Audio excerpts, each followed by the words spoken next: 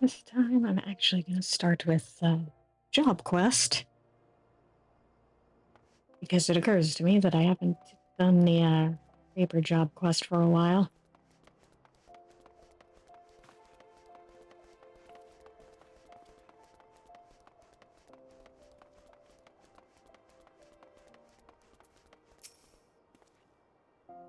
Well, if it ain't Svaran, you headed in? Yes, I am.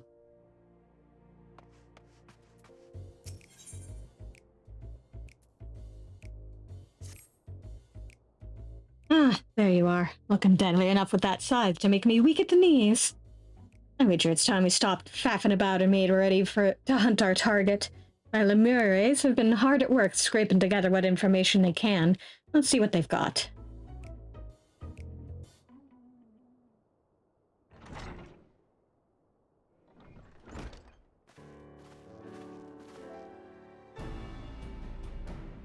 Everyone here? Good.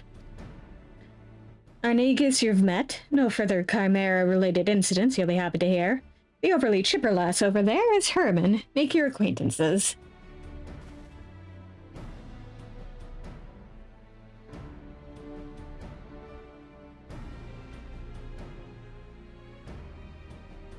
As you know, our quarry is a void scent, and he goes by the name Orcus. He's eluded the best, but these two are a step above that. Tell us what you've found. By your will, boss. I asked around about unsolved murders and disappearances, seeing if any involved someone matching the description you provided. There's as many missing people as there are grains of sand, and no shortage of tragedies either. One, however, stood out among the rest. A woodcutter in the black shroud disappeared without a trace. No body, no belongings, nothing. And not enough occurrence by itself, but the sightings of a stranger with skin pale as snow near his last known whereabouts piqued our interest. Now that's a promising start, but those woods are crawling with bandits and brigands of all sorts. Duskwights and keepers are said to come in ghostly hues. Are we sure this man ain't one of them? As sure as I've ever been, boss. Not many bandits have eyes the color of blood. It's a match too close to ignore. I can't gainsay that. We have a lead. If I may, boss, are you sure we need the help of this outsider? How much trouble could one void scent be? Herman, he's standing right there, for God's sake. No, she's right. I've always told you to turn a wary eye to those outside the family. She's just doing her due diligence.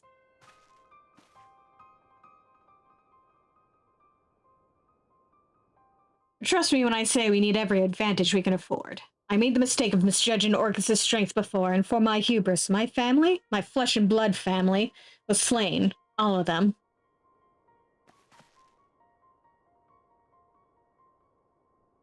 Was planning on holding that back a bit longer, but it was before the Lemures. I swore two things. I'd repay that suffering 1,000-fold, and I'd never let that bastard take anything from me again. I need to keep my vow, and I trust I can count on you to help. You don't have to ask twice, boss. Your wounds are our wounds, even the ones that become scars. We'll see your vengeance wrought. All these years I've scraped to make a place for us. I looked forward to the day he'd pay his dues.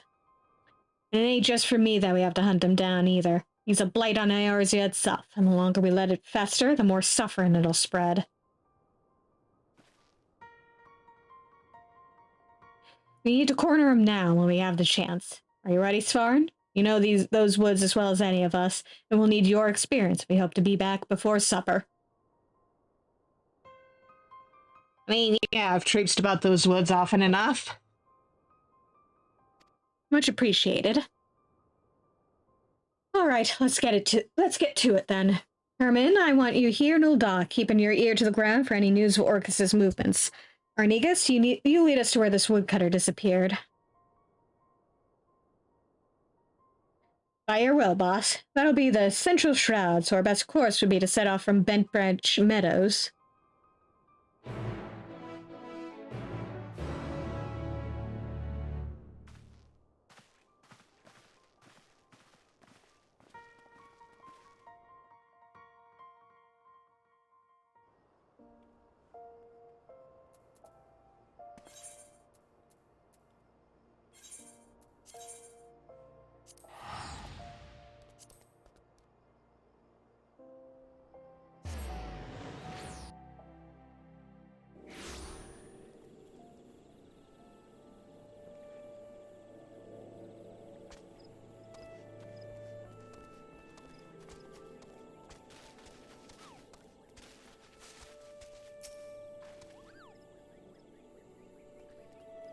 Good, you made it. Before we set off, allow me to share the circumstances of our poor woodcutter's disappearance.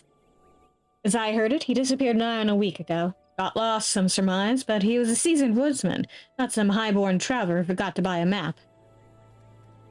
I questioned those closest to him, and none could think of a reason he might want to make himself scarce.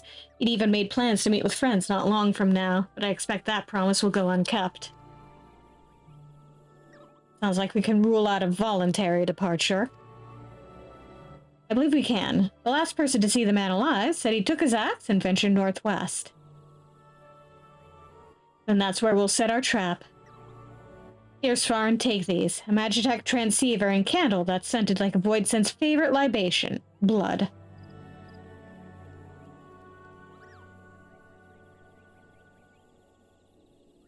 Once it's lit and the fumes are wafting through the air, every Voidsent within 30 yalms will come running. If either of us sees Orcus, let's give the other a shout over the transceiver. As I said before, Orcus is inhabiting the body of a man, and he can put on an awfully convincing performance when needs must. Don't give him a chance to work his wires, or his fangs will be in your neck before you know it. As much as I want to accompany you, I'd only be a liability in a fight. Whether you find Orcus or not, return here and I'll report back to the Lemures. Good luck and good hunting.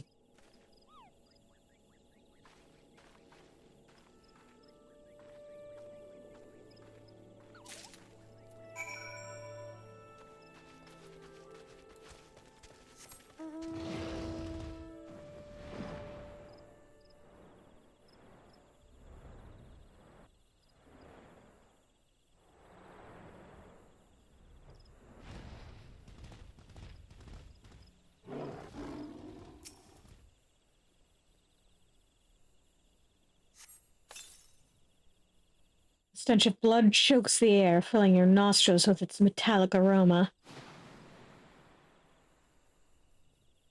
However, no ghostly fiends or slavering creatures emerged from the underbrush. If there are Voidsent nearby, they must not be hungry.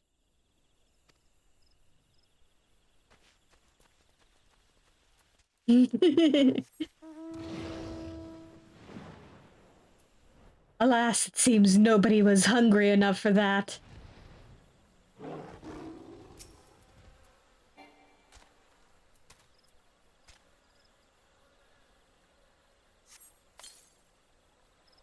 Stench of blood chokes the air, filling your nostrils. And nobody's hungry.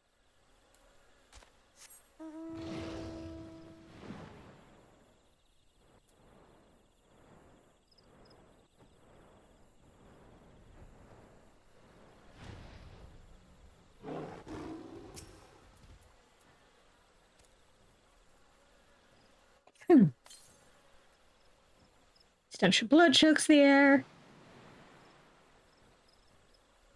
Drawn by the maleficent odor, a Voidsent rises from the underbrush. Though it bears no resemblance to Orcus, it eyes you with a voracious hunger. Yep. Damn it!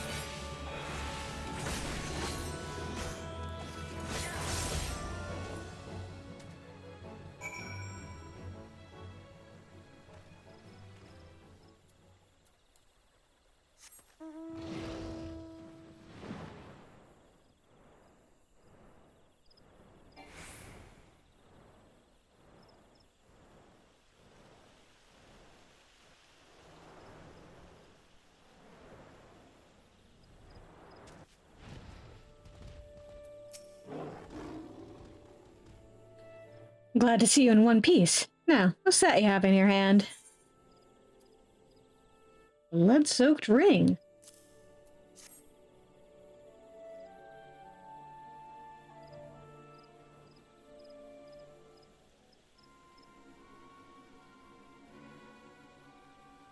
Is it the Voidsent was carrying this? That ring, where'd you find it?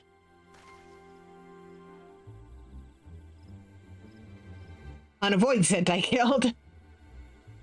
I see, then there can be no doubt. The void scent that Svaran slew is the very same one that murdered our woodcutter. Murdered? Are you saying...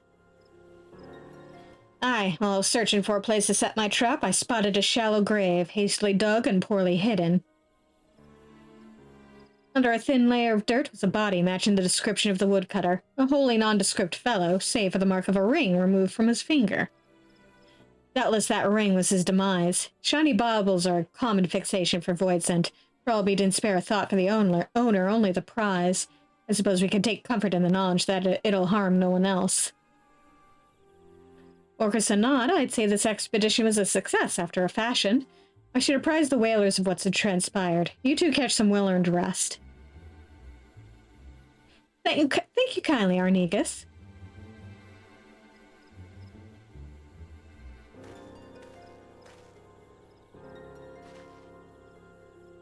Well then, I'll see you back at headquarters.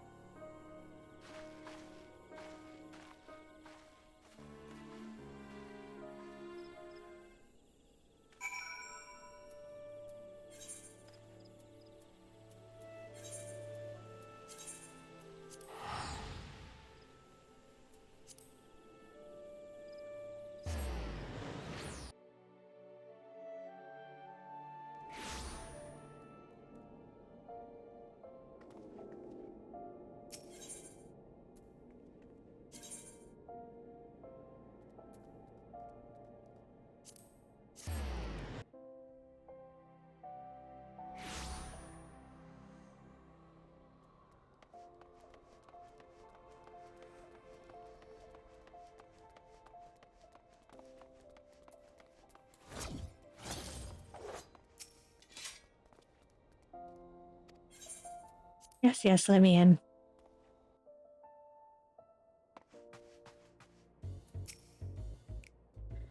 Maybe we didn't get the satisfaction I promised, but sitting here with our heads in our hands won't do us any good.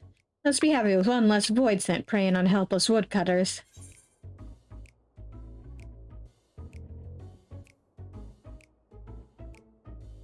The only good void scent is a dead void scent. Hear, hear. Nothing comes of their endless hunger for aether but bloodshed and tragedy.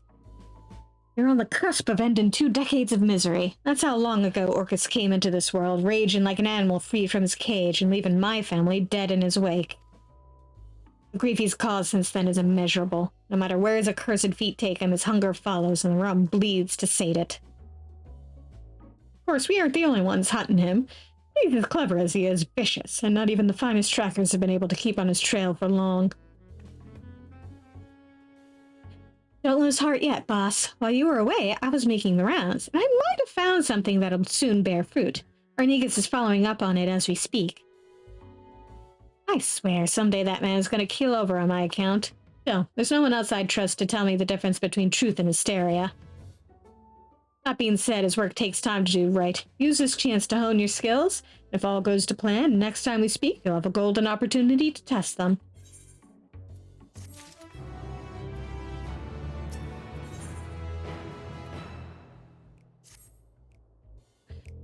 Apologies, Svaran, but we're still waiting on our Negas to come through. There's not much for you to do around here until then, unless you have a knack for cleaning. Herman is good at wheedling out promising stories and whatnot, but getting to the truth of those stories is a craft as delicate as weaving. I'm sure you've seen firsthand how one bad bit of information can lead to elaborate plans coming apart at the seams.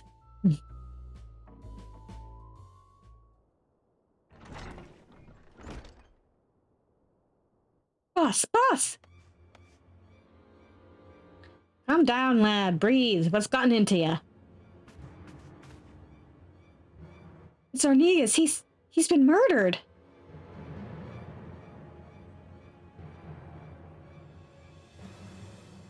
What? Tell me I heard that wrong. I'm afraid not. The brass blades found him half buried in the sands not bells ago, just lying there like some bloody animal carcass. They're bringing him to Erlog's burial chamber as we speak.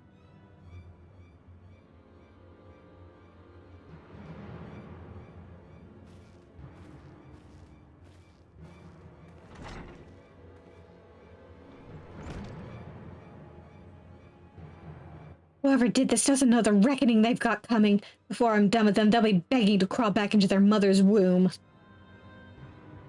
I want justice as much as you do, Herman. I do. But it's times like these we need to look to the boss for guidance.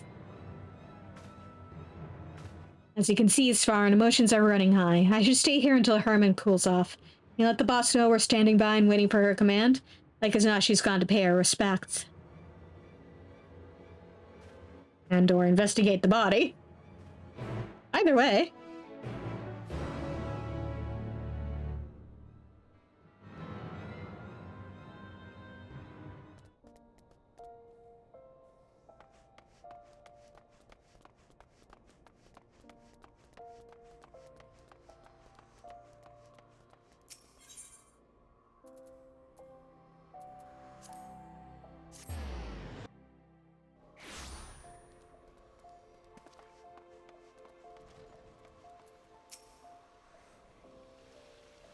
Sorry, Svaran. I ain't in the mood for chit-chat.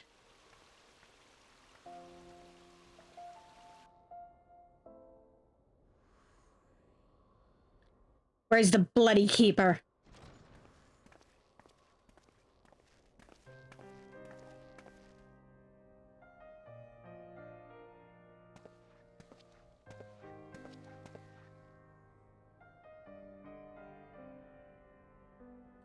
My lady, prithee, the dead must be let to rest. The dead are going to have one more mung of you. Don't shut your trap and listen. The brass blades brought in a body not long ago. Show me to it. Yes, that they did, but are you the deceased's family? If not, I'm afraid we cannot... Family! Family! Arnigas was like a son to me. Like a son? Ordinarily, that would be... He's interred in the innermost coffin. However, I must advise you not to gaze upon the body.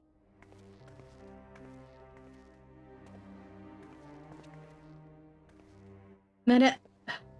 If she insists, then so be it.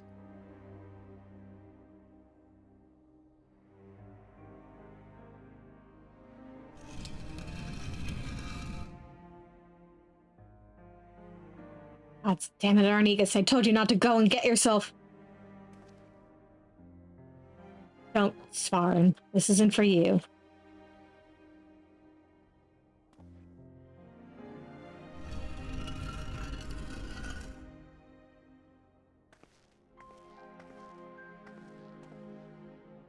Sorry for barging in here and for all the bluster.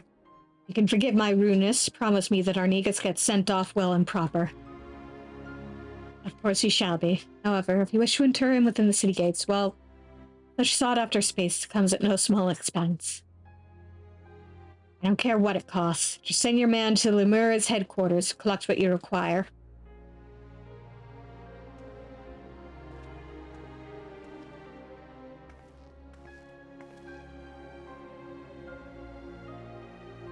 Svaran, I appreciate you coming to find me, but there's someone else I have to speak with first. I'm heading to Stone's Throw. Come along if you please, but come along in silence. I mean, that's easy enough.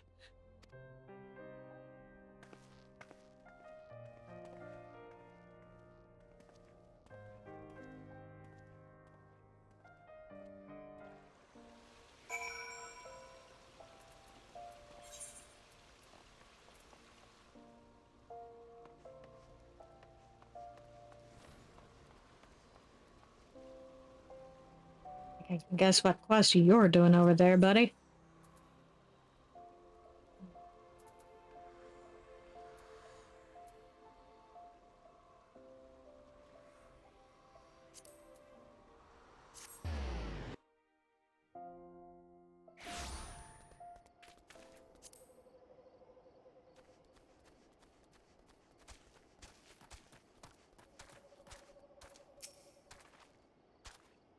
This is where Arnigas' dear wife earns her living. Let's get this over with.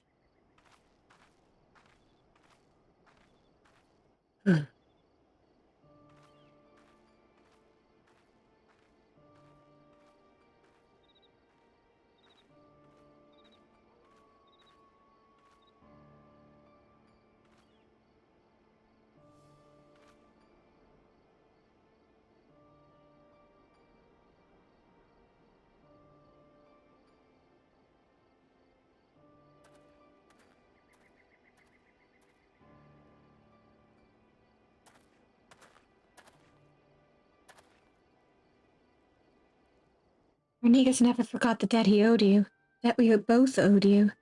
Even so, his loyalty ran even deeper than that. It's a strange thing to look back on the people we were. A decade younger and a lifetime more foolish. Young lovers, proud patriots, blissfully ignorant, returning to Locus Amoenus, the cradle of our people.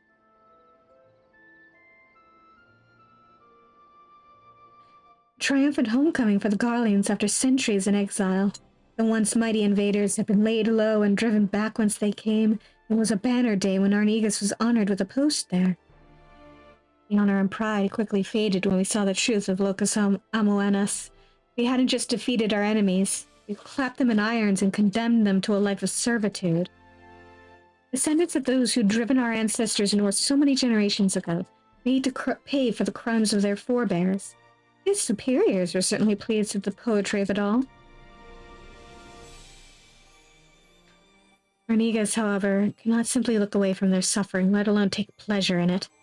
Confronted with the reality of the place we would call home, his conscience demanded he take action. He began cooperating with the resistance, but the eyes of the Frumentarium are all-seeing. Before long, he was ousted as a sympathizer. It's only by the grace of good fortune that we escaped with our lives. I've often lain awake at night, wondering if he had outlived his usefulness to the resistance. Or perhaps it was a petty senior officer that orchestrated our fall. Regardless of the cause, the outcome was the same. We can never return to the Empire. We fled to Eorzea by way of Rozatan, the only route open to us. Wasn't soon after stepping foot on the docks of Limso Lominsa that your luck ran out, as I recall. Stopped by Yellowjackets and accused of being Imperial spies. Aye, but we still managed to make an escape.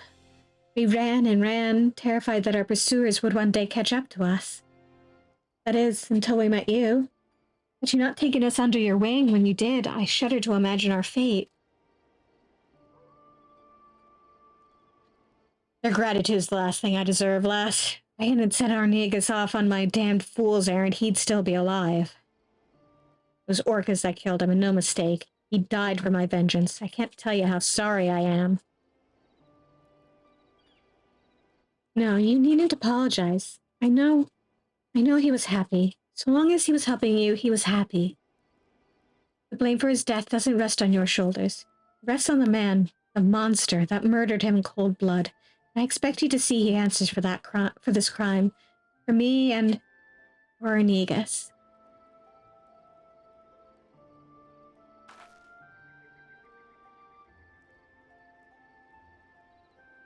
I will, lass, I will. On this I swear everything that I have to swear.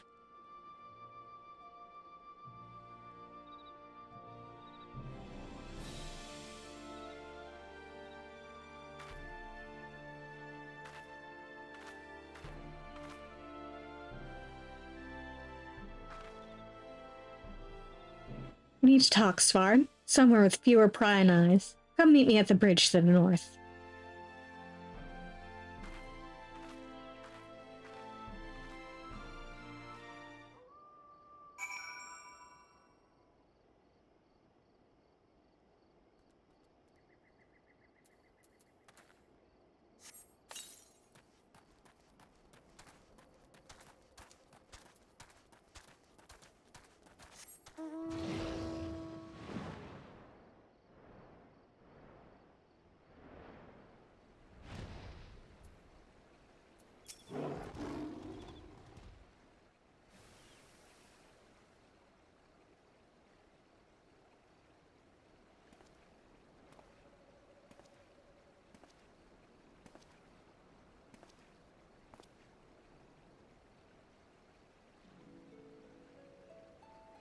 I owe an apology, Svaran, for not telling you everything about me and Orcus from the start.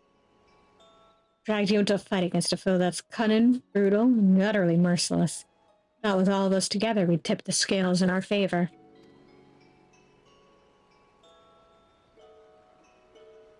I was wrong, and Arnigas paid the price for my hubris.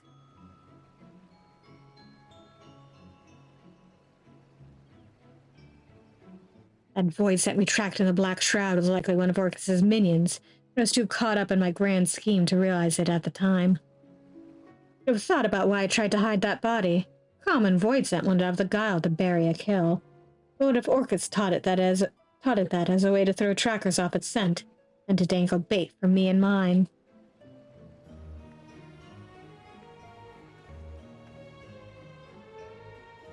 Orcus has used that same trick in the past, and he knows that we know it too. By dispatching his minion, we drew his attention. Arnigas was a warning. Orcus doesn't give his prey swift deaths. He toys with them, cuts into them, savors the screams. That's how I knew he was responsible. It's like a signature, the way he leaves the bodies when he's had his fill. I only pray Arnigas doesn't take that suffering with him to the next life.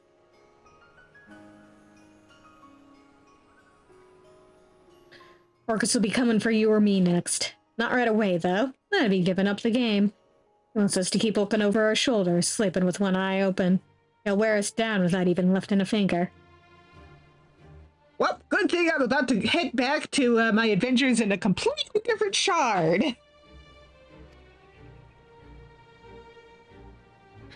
And when he finally strikes, we'll be dead on our feet. Playthings for him to do with as he pleases. That won't do. You need to bring the fight to him. No more waiting around for a lead to come to us. It won't be easy, but can I still count on your help?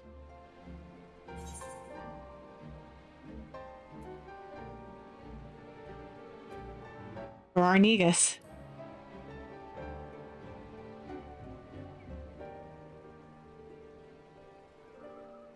Thank you, Svaran. If you've got no qualm risking life and limb to fight for Arnigas, to fight for me, then I've got no qualm calling you a member of my family.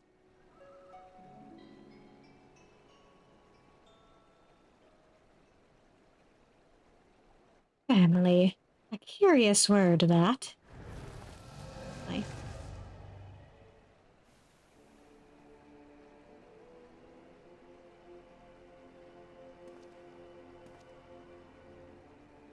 Bloody, it's him, Svaran Orcus! Some persistent rats were nibbling at my tail. I should have known by their stench it was you and yours, Drusilla. Should I call you? Granddaughter. Shut your mouth, you thrice-damned monster!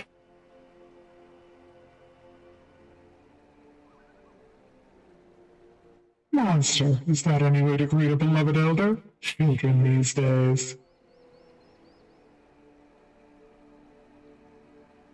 It seems one death wasn't punishment enough for you. The second should suffice for the scant remainder of your being.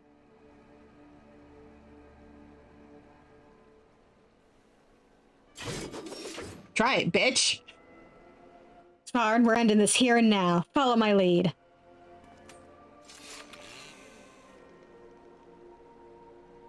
I thought we might savor our reunion for a while longer. If you insist, I shall feast upon your beating heart here and now. Die!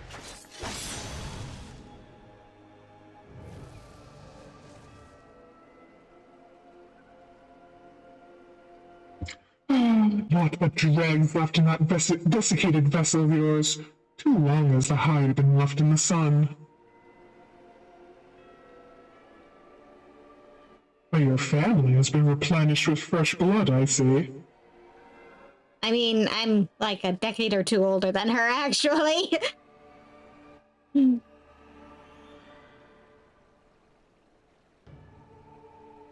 My, what a bounteous soul this one has. Your scythe may be dull, but your eye is as sharp as ever.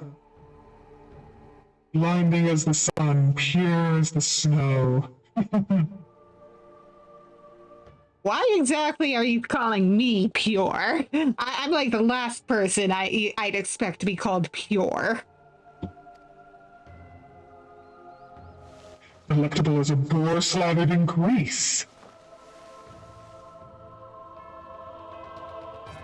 I thought to make a quick meal of you, but perhaps, just this once, forbearance is in order. Such a singular specimen must be given time to fatten, to fulfill its succulent potential. It would be a travesty to consume you ere you achieved perfection. when your soul is ripe with fear, swollen with hatred, and fit to burst with despair, I shall return for you, Svaran, and I shall gorge. Again, if that's what you want, I think you're about, what's it, 30 years too late?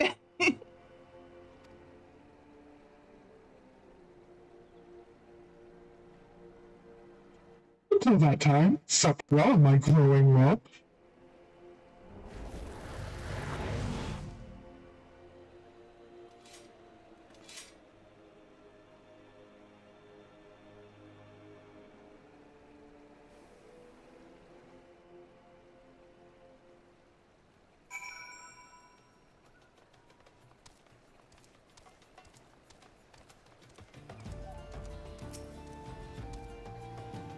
Curse these old bones. He was right in front of me. I could have ended it in one swing.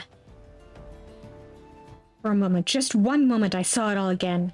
Family slaughtered, lying at his feet. My life slipping away. And that was enough. Doubtless you have more than a few questions. I'll answer them, I promise, but now's not the time. Trust me. Standing around kicking the sand won't change what's done. Let's return to headquarters and let the wind cool our heads. Then we can consider our next course of action.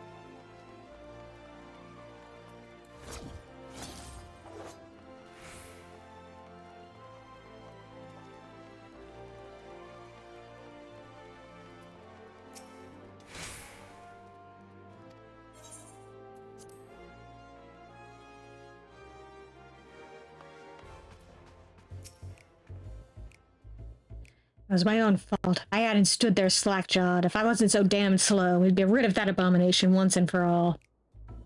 What you saw, I used to be my grandfather before Orcus took over. He looks green enough to be my own grandchild now. Trick of the void, like as not. No secret that if a void scent doesn't want to devour you, it probably wants to take possession of your flesh, but Orcus has a particular talent for it. And as you doubtless surmise, he's got an insatiable craving for aether. Killing is only a prelude to the act of gulping down her essence, like a draught of ale after a day's work. He's old. I can't say exactly how old. He's acquired a taste for the finer things. Seems your soul counts among the finest he's ever seen. Things just keep getting better for us, don't they?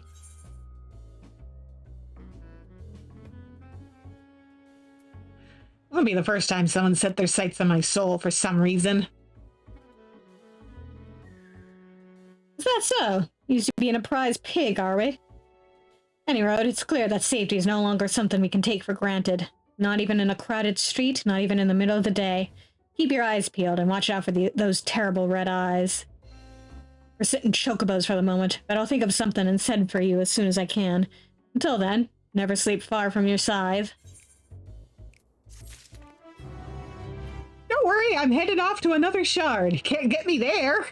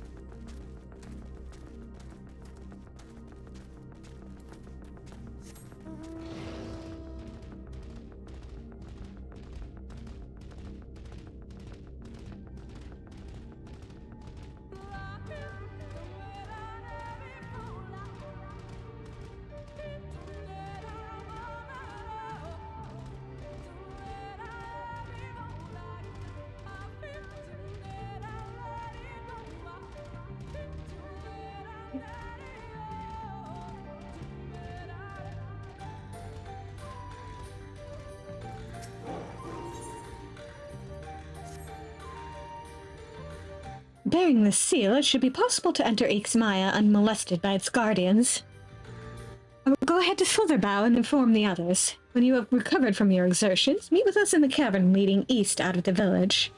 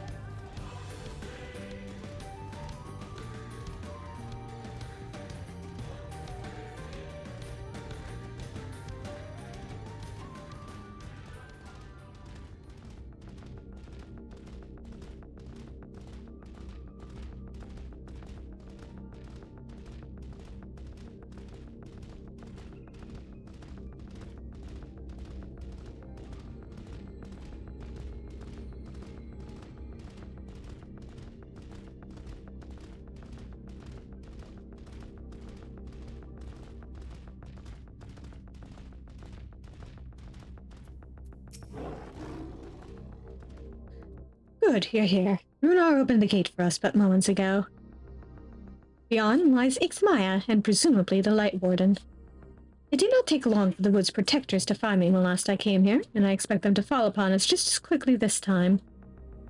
Though we carry the seal, that is no reason for us to let down our guard. Now, let us seek out the Warden and put an end to its reign over these woods.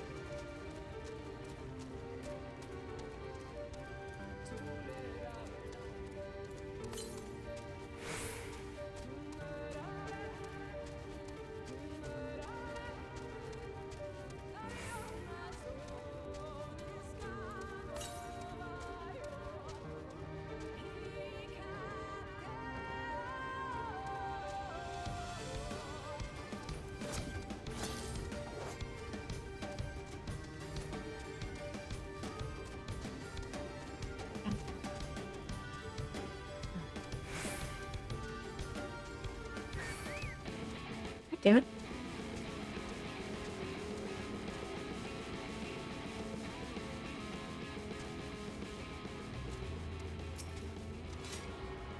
Over there is where I need to be.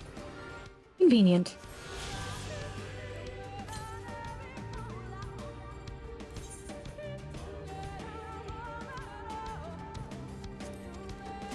Maybe one more on foot.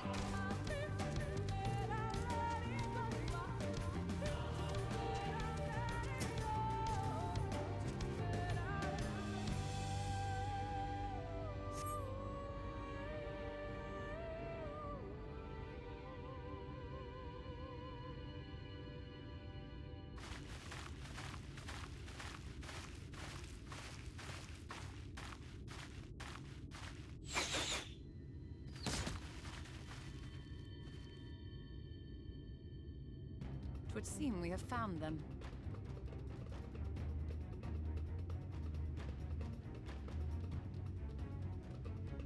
You trespass upon sacred ground!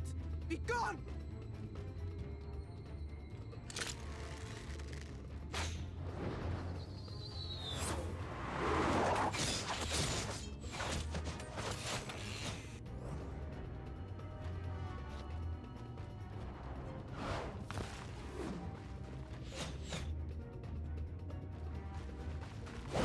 Wait! We did not come to!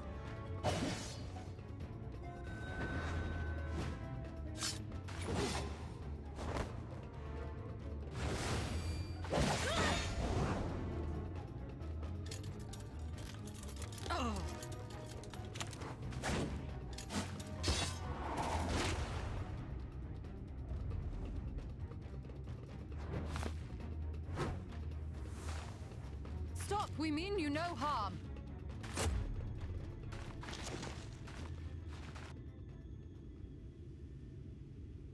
sister.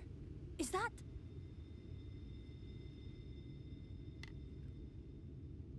We are allies of the Empire of Ronka. As is customary, we come bearing the seal of the Emperor.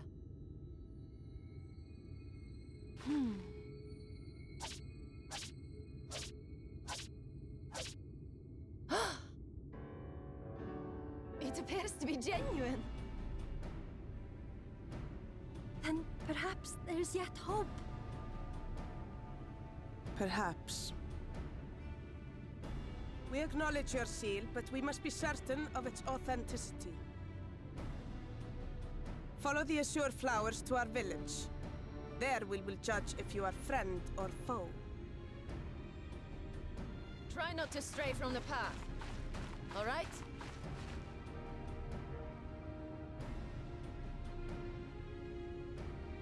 Follow the flowers. Would it kill them to escort us? But if it affords us an opportunity to investigate Ixmaya, fine.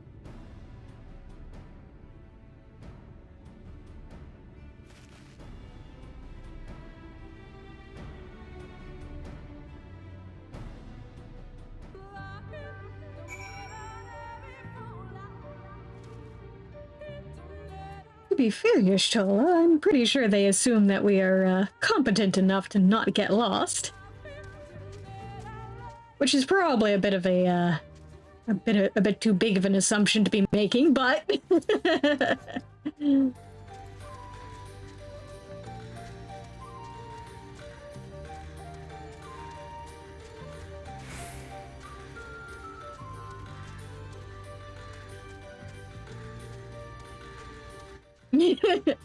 yeah, I'd probably get lost too.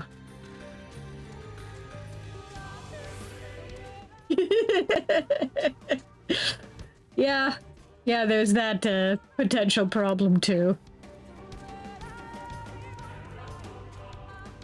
There's beasties about. Ma'am, do you know how many times I nearly got eaten by a beast on the way up here? I mean, it was 0 this time, but still.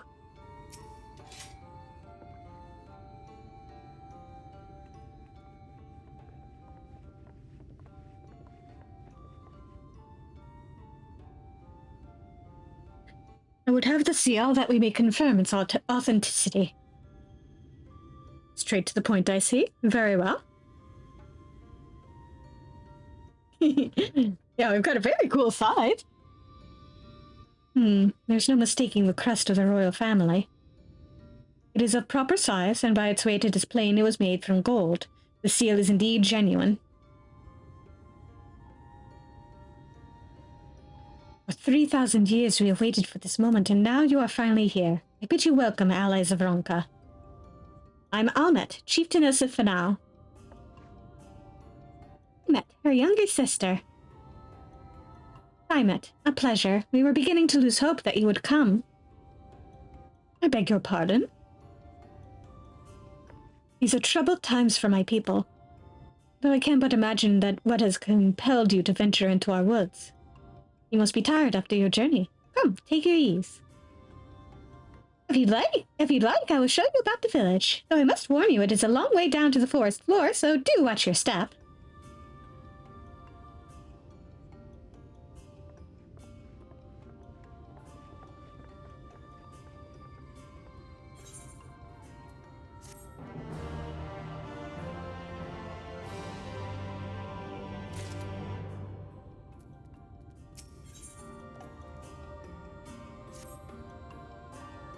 This way, what is your name?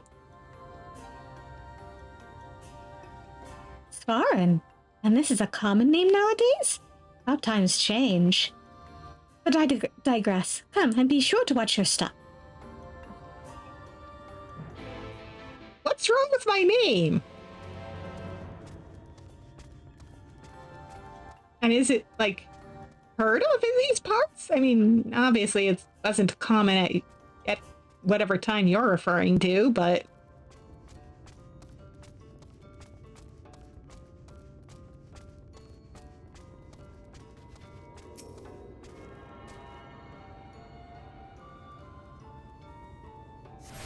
grab the aetherite before I forget.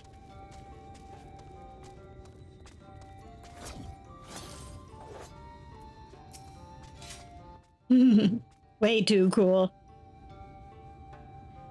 The time has come for the Viis to share more of our culture with the outside world, small as it has become. As my contribution to these efforts, I am happy to offer a variety of goods from the forest in exchange for any bicolored gemstones you might happen upon.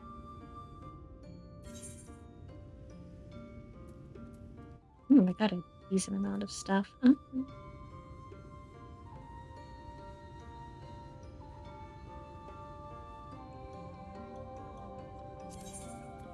You know what? Would be useful.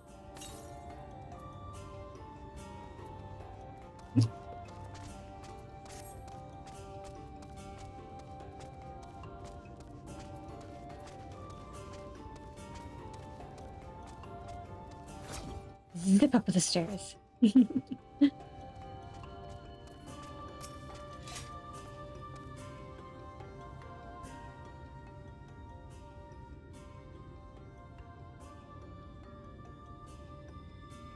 As bearers of the seal, you have a right to know what became of the Empire and my people's purpose here.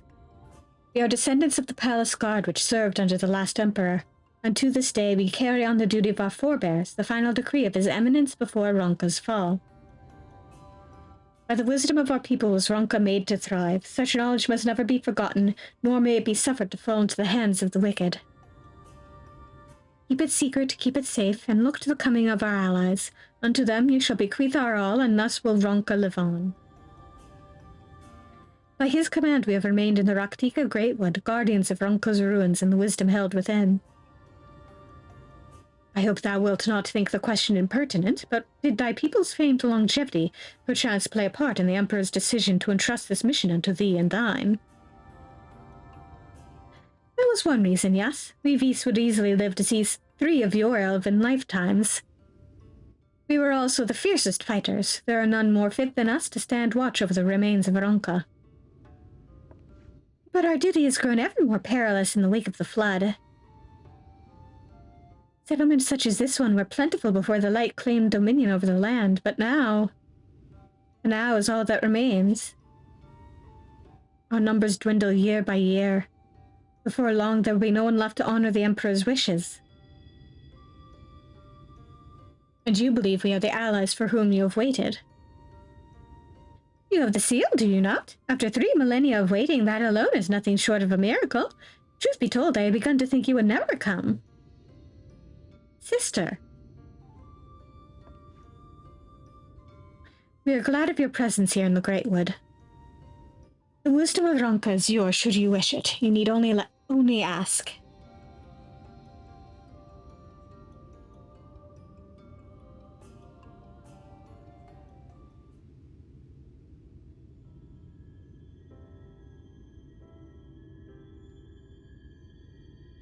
You come in search of the Light Warden. My apologies, I do not know where it makes its lair. We met. Do you recall any sightings of this creature? Not these past 30 summers. 30? But that would mean... How old are you exactly? Come to think of it, how old are you, Svaran?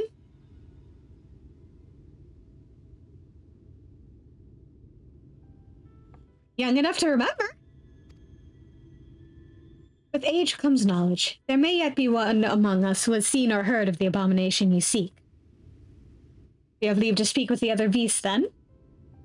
But of course. Yep. And we should split up and inquire individually. If someone knows something, I would hear it while there is yet time to act.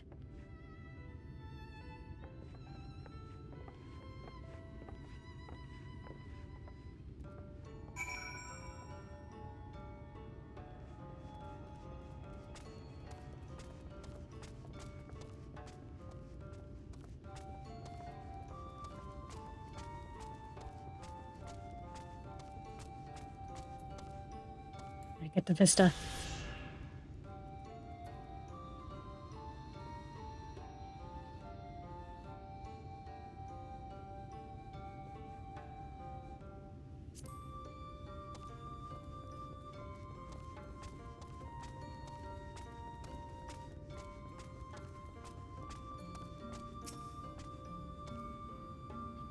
It's not my intention to pry, but your voices carry far. I know what it is you would ask of me.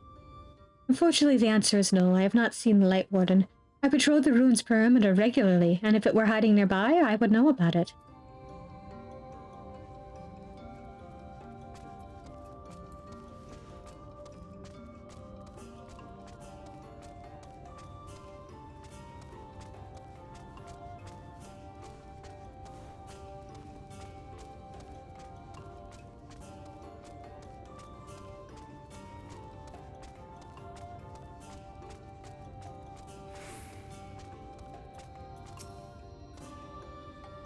An outsider? But how? The gods, allies of the Empire! My sincerest apologies for failing to note your arrival. It was the Warden you wished to know about, yes? My mother, may she rest in peace, told me once of its appearance in these woods. Before settling here in Fanow, she lived in a village near Raktika Falls, until it was destroyed by the Sin Eaters. While out on patrol one day, she spotted a swarm of the abominations, one of which was different from the rest. It was larger, for one thing, but what struck her was the way its fellows seemed to revere it. She was convinced that what she had seen was the Light Warden. Your exchange with Coriel has taught you something about the Light Warden's possible whereabouts.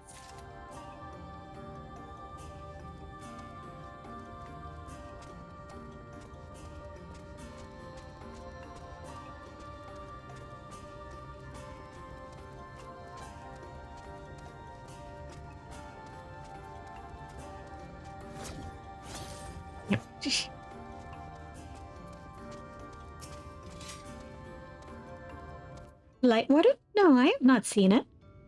But I have witnessed the horror of the Lesser Eaters, how they are wont to hunt in packs and carry off their victims rather than consuming them on the spot. I suspect the Warden is a grotesque, corpulent thing, waiting patiently for its minions to bring its next meal.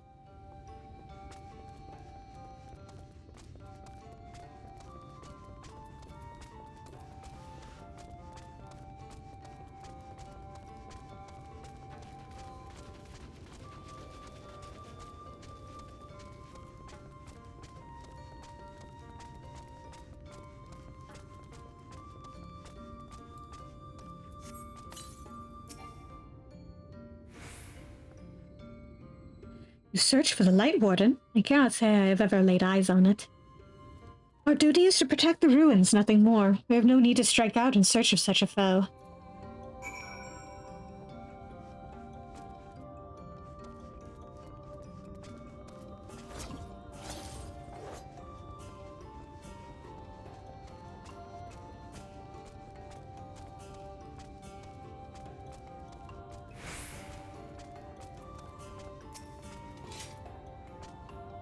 I pray the others were able to provide what I could not.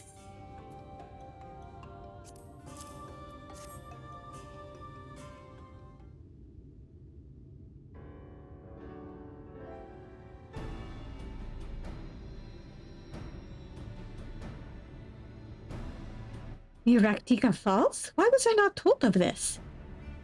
I think I see now why it has never been spotted on our patrols. I have never heard of this Raktika Falls. I can but assume it lies deep within the woods of Ixmaya. Just so, but the tunnel which leads there collapsed after a rather bloody battle with the Eaters, and has not been passable for many years. We made several attempts to clear away the rubble, yet each time we were driven back. In the end, we were forced to give it up as lost, thereby making it a suitable place for the Warden to take sanctuary. There is perhaps one way to enter, though it would be at great peril to you and your companions. The Kitana Ravel, a temple to the northeast. It has been sealed for centuries, but within is a path that leads to the falls.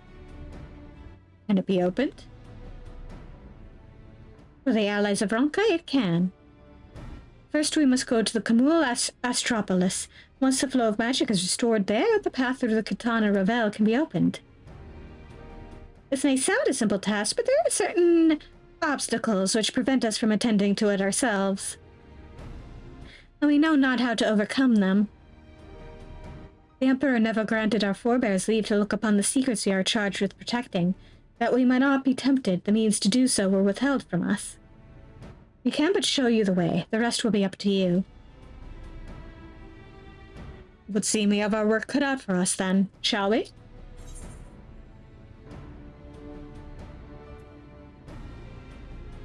did you have to ask?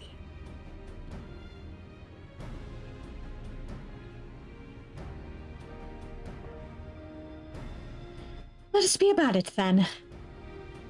If that is your wish, it is my duty to escort you. While we attend to matters at the Camula Stropolis, I would ask that your sisters accompany Urianger and Thancred, and share with them all they can of these woods. While we have every intention of investigating Raftiva Falls, 'tis yet possible the Light Warden dwells elsewhere. With that in mind, it would behoove us to prepare an alternative course of action.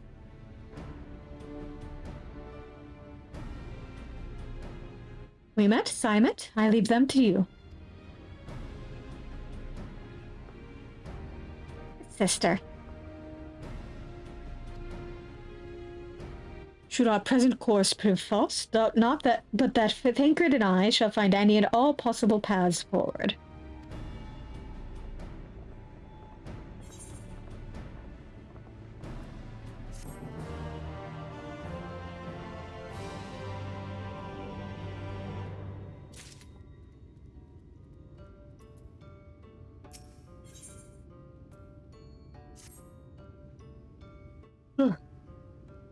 What you seek lies in the heart of the Camula Stropolis. Unfortunately, it too was sealed shut by order of His Eminence. If we are to open it, we must first look to the morning stars. Come, I will show you the way.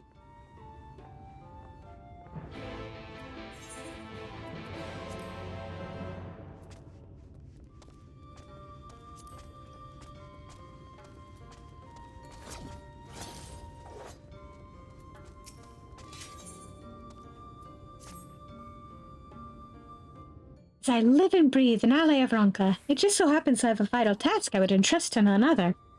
Our Viis and patrol require new raiments, and I would have you deliver them to them at Bow Rest. They should be expecting you. I pray there will not be a repeat of your incident with Chieftainess Almet.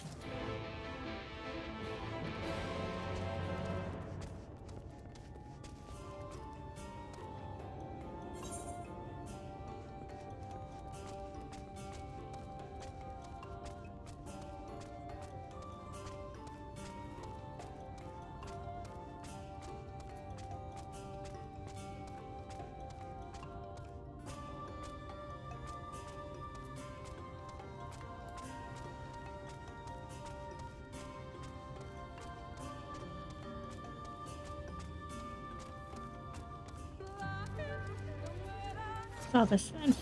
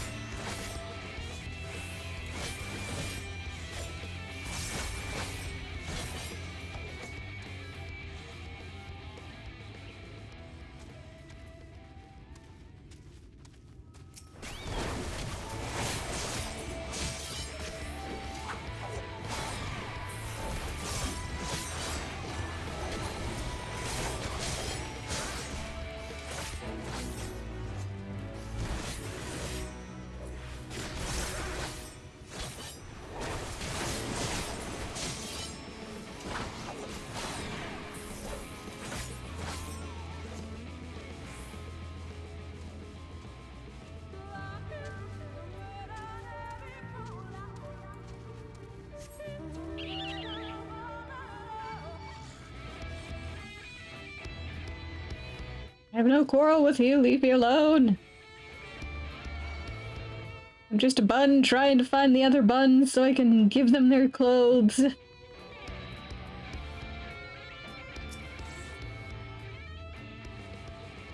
I do not expect an ally of Ronka to come to Borust. What brings you here?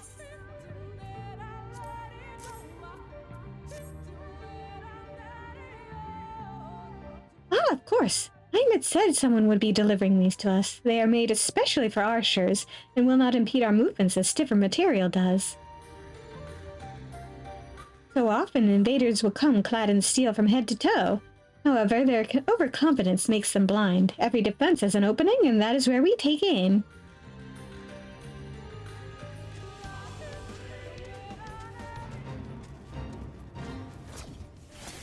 I guess I can help you guys out.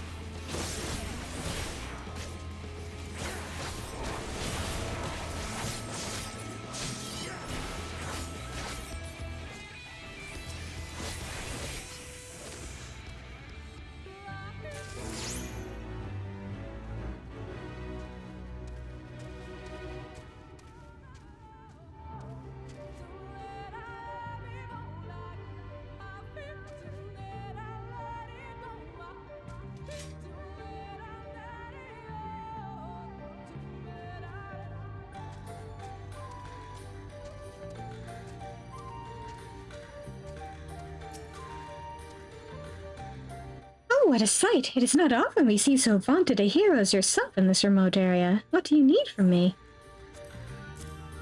Actually, I'm here to give you something. Our new attire, wonderful. Indeed, the fabric and design are everything Heimat made them out to be. Elate us greatly.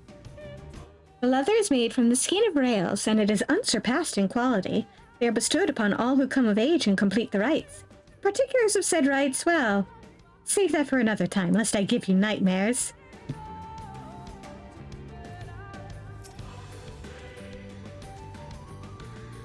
An outsider come from the village? How did you...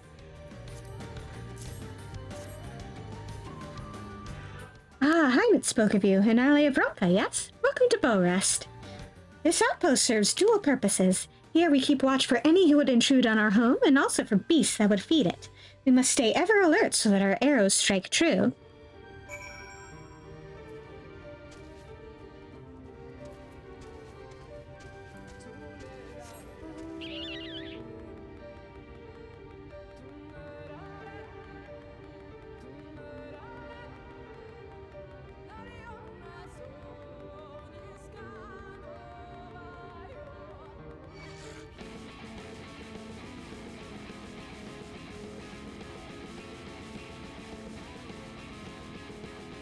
Can't catch me, I'm too fast for you.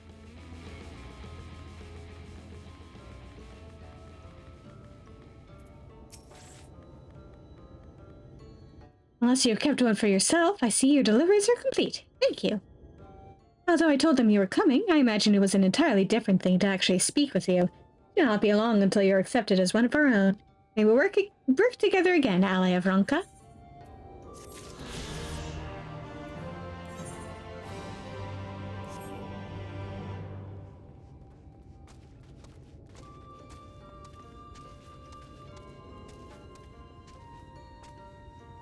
Any other questions? No.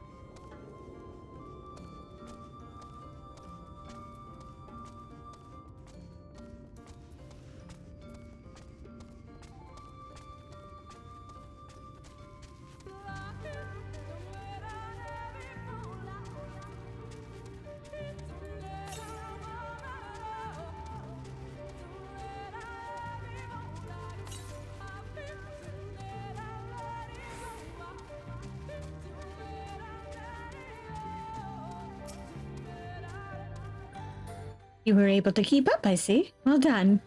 Despite getting distracted, yes. Ahead lie the Morning Stars, 4 monuments built in tribute to the Guardians of Raktika. Beyond them is the Great Pyramid of Uxuna, where the flow of magic must be restored. It is said that the monuments are themselves the keys to opening the pyramid. Though I know not how, that is for you to discover. Another puzzle. Wonderful. I would have a closer look.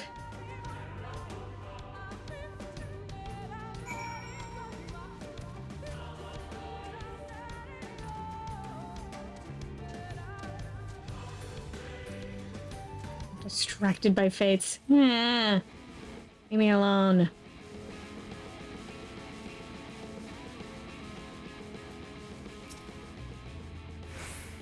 Several wood raiders have entered the ruins and made off with countless artifacts. Judging by the way that they have been treating them as mere playthings, I think we can rule out the possibility of them having been trained for this purpose by enterprising thieves or the like.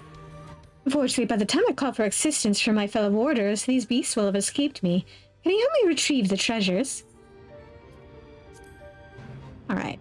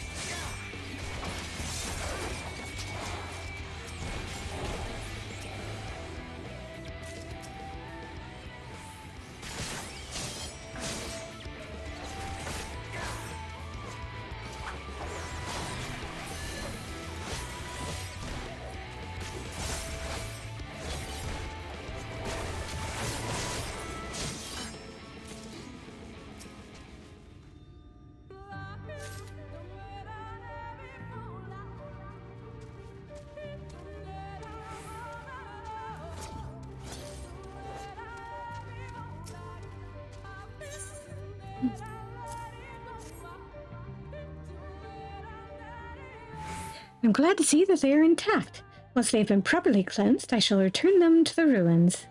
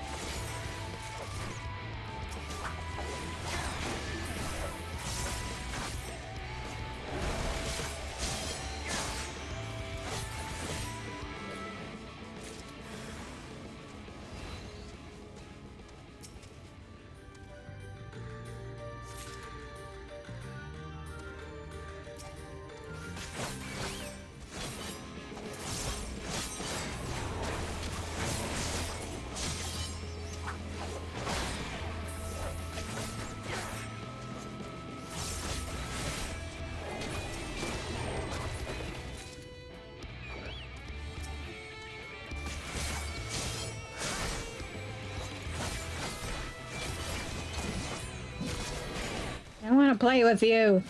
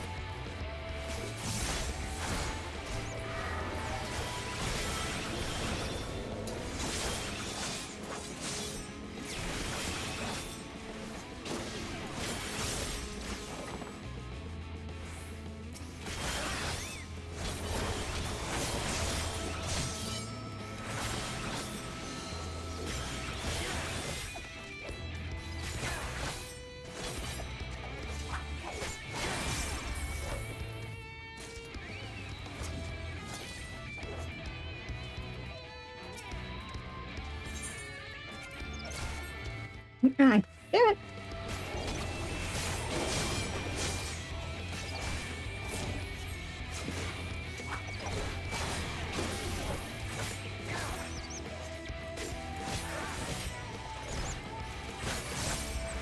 There we go. There we go.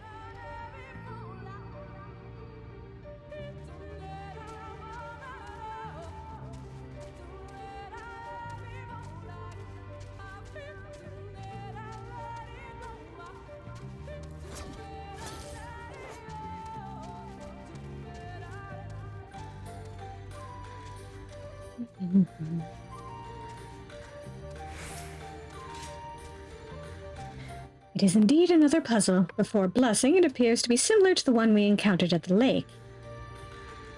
These statues are depictions of the divine beasts mentioned on the tablet. No doubt they will open the way into the pyramid in like manner. We have but to discern the correct order.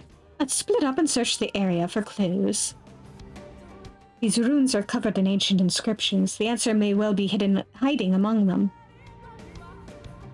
Indeed, it may be best to transcribe them if they are as numerous as you say. Better that than risk overlooking something. Though transcription would prove impractical for you, not being versed in Ronkan script, no matter, we will employ a different approach. Impressions. Here, I had thought to use these clay tablets to record any significant imagery we discovered, but they will serve you just as well. Take impressions of any inscriptions you find. We will start at the base of the pyramids. You begin at the top. When you have finished, return here and I will translate your findings.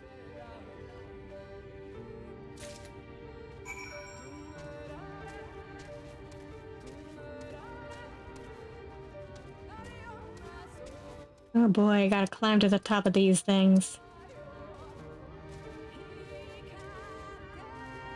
Which is really fun when you have a monster running after you.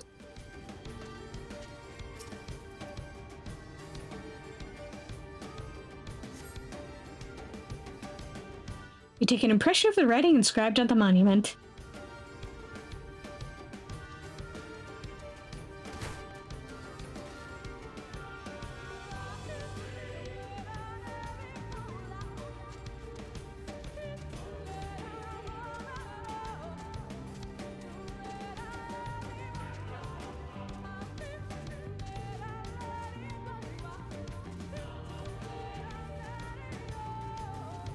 Man, who are these steps even built for? Are the Ronkins like giants?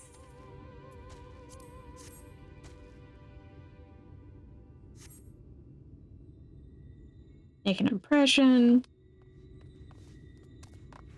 Damn it. Ouch.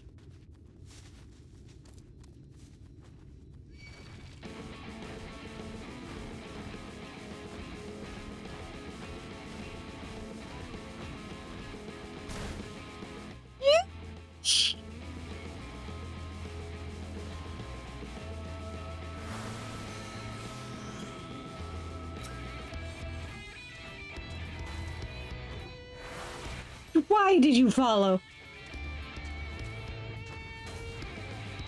How did you follow?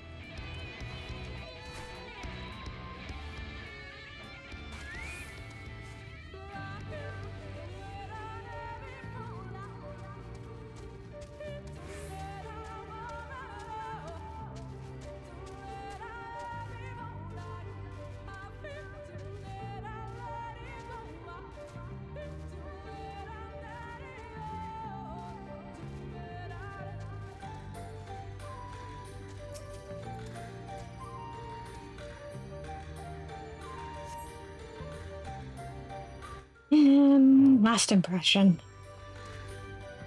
Ow, ow, ow, ow, ow. Sliding down butt first.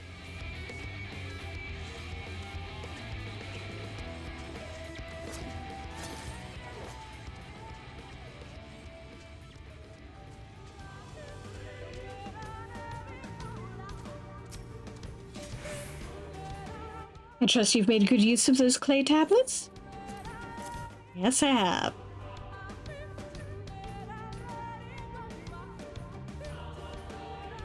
Well done. A moment while I decipher what you found.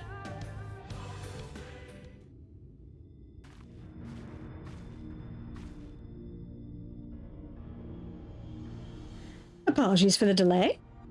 Nothing we saw at the base of the pyramids gave any hint as to the solution of the puzzle, focusing instead on how to proceed having solved it. Your findings, on the other hand, appear to form a riddle.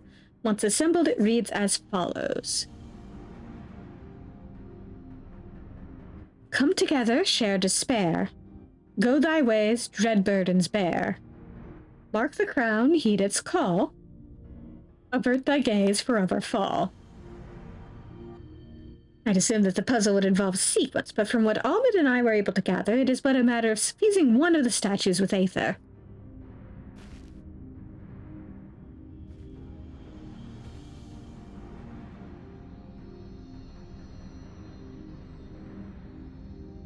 The question being, which one? Have you any thoughts?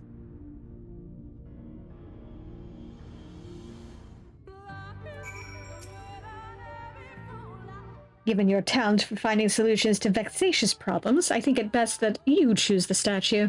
What say you, Svaran?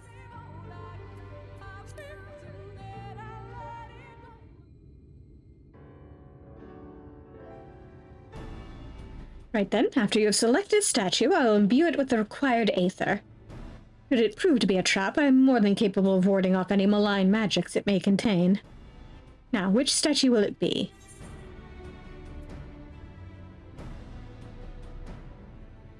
I'm gonna take a guess at Owl. Alright, I pray this works.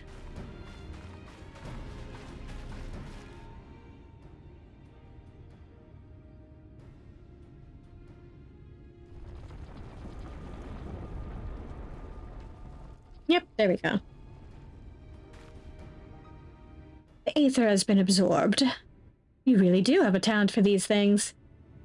Or, you know, I did it off camera on another character and did it wrong.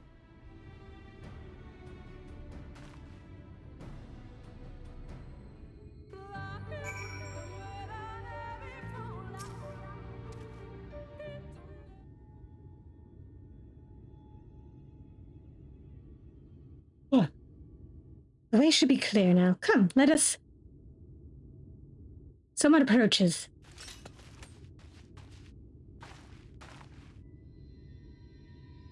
Sister! Sister! Simet! What are you doing here? What has happened? Yulmoran soldiers, they have entered Ixmaya. Yulmoran soldiers, and what of the Blessed? Nothing specific, but it seems the Yulmorans had little interest in Southerbow or its people.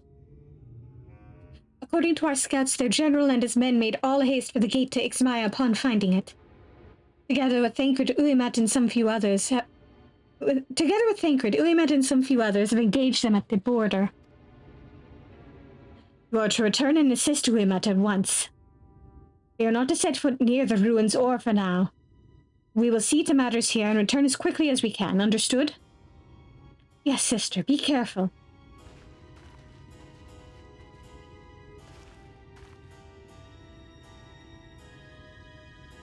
Though I knew time was short, I did not expect the Yulmorans to move so swiftly. We have come too far to turn back now.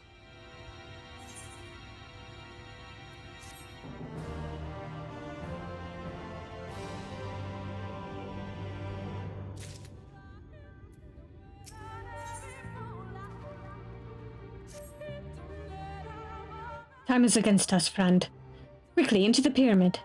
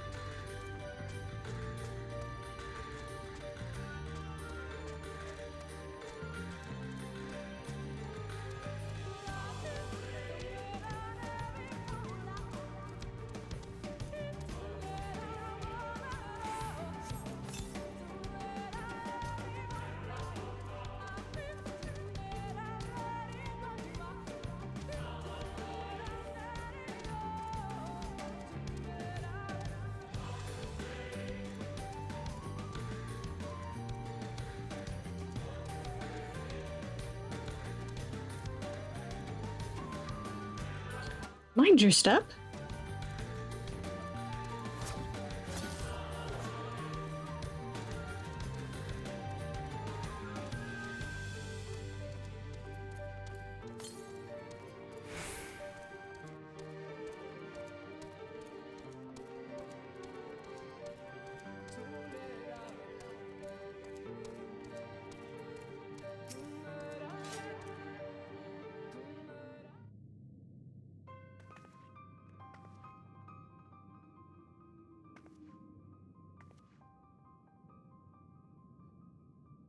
The switch should be through these doors in the confessional of Tupasa the Elder, but why is it not open?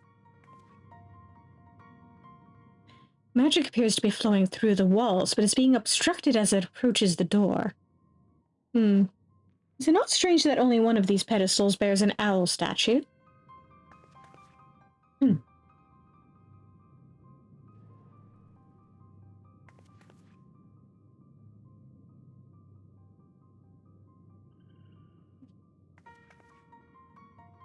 Strange indeed. The second statue was likely hidden to keep the door sealed.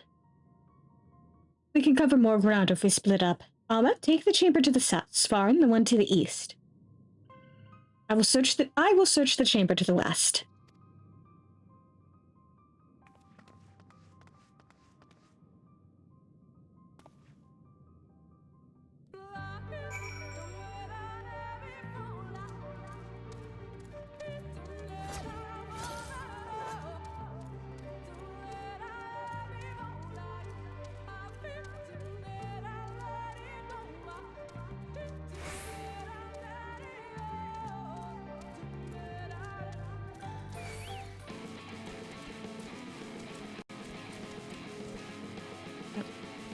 Hang on.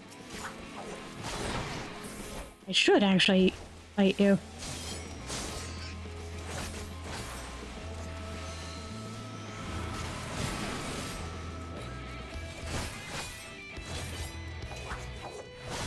You are a very big bird. Oh. You have a face on your belly.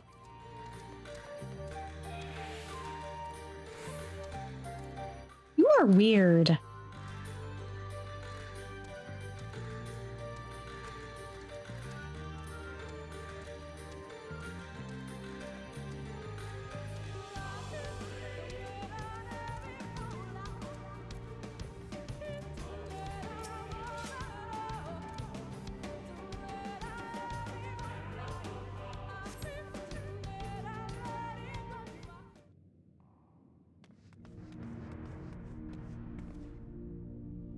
I've looked everywhere and... Wait, is that?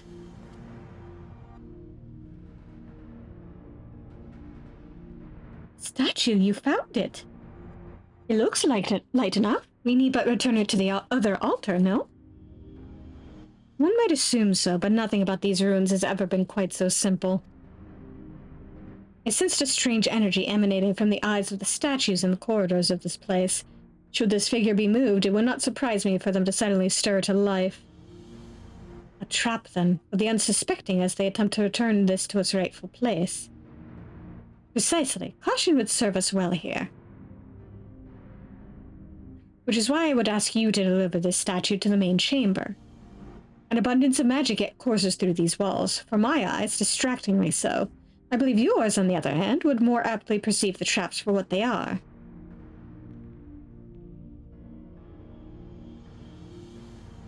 All right, then. We will meet you at the door to the confessional of Tupasa the Elder.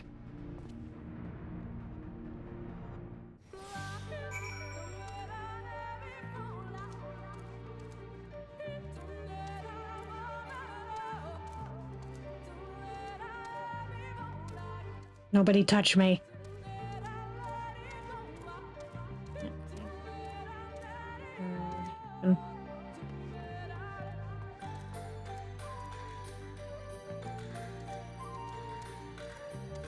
It's like doing a stealth mission against something that can't even move. No! No! Leave me alone!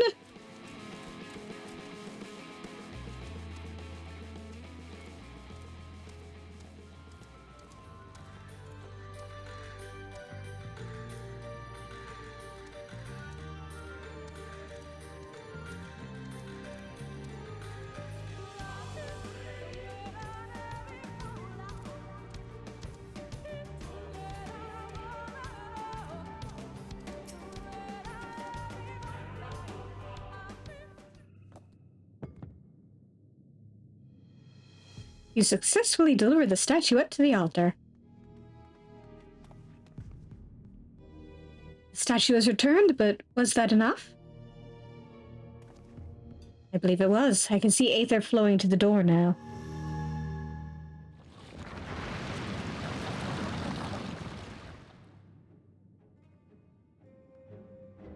I pray this means an end to the tricks and traps of these ruins. Well done. Of course you know the answer is no. You are but one step from entering the Katana Ravel, but I must warn you, this last step is without question the most perilous. Overcome this final trial and the path forward will open to you. A path laden with more puzzles than traps, I'm sure. Did the Emperor always take such pleasure in wasting the time of his allies? Well, let us end this, Svaran, while time is yet on our side.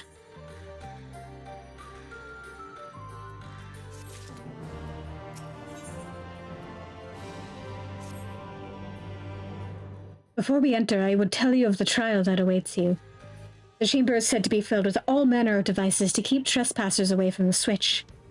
The most potent being wards of displacement that may very well force you into danger. Should we become separated, please use these. Whisper reads. They will allow us to communicate no matter where we may find ourselves. I think Svaran and I can work out how to use these well enough. Thank you. All right, Svaran, the sooner we finish here, the sooner we can return to the others.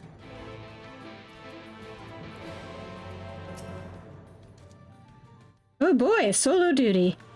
Shall we get this over with?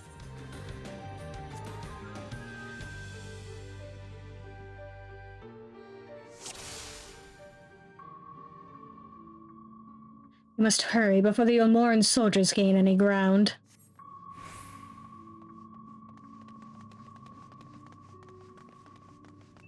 Wait, do you see those sentinels? They are made to curse any who enter the pyramid. It is said to be seen by them is to be seen by death.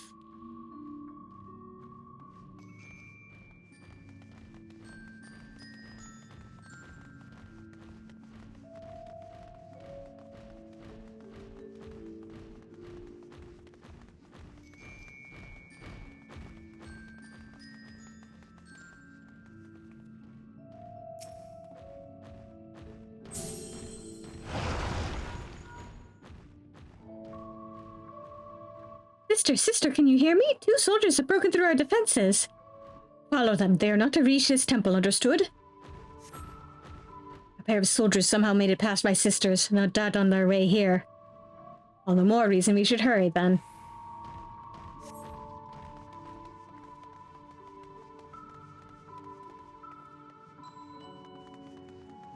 Another sentinel. Its movement is somehow different from before.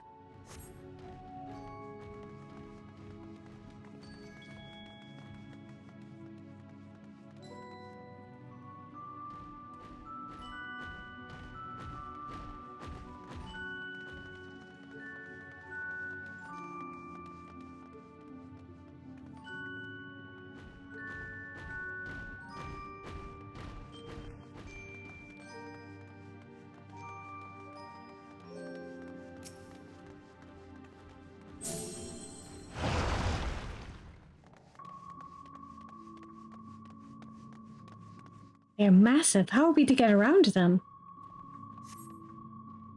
I will draw their attention with a glamour. It will not last long. The moment they are distracted, we must run with all haste.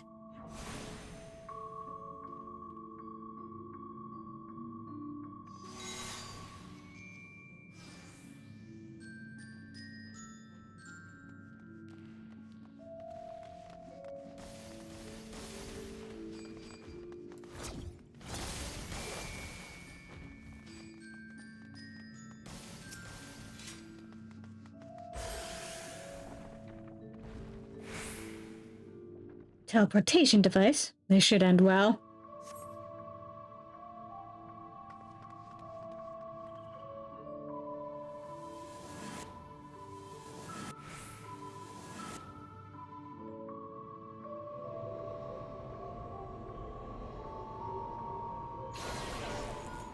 Svaran, Almet, can anyone hear me? We have been sent to cough, separate chambers. This mist. Poison, and it has nullified my magic. These markings on the floor, cough, I think they show the way out.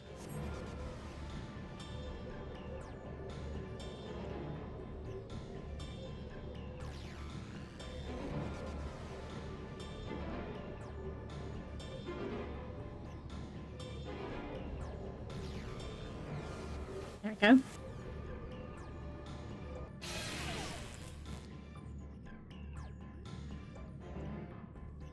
Somehow we are still in one piece. That means little to the others if we do not hurry. Yay! Death puzzle!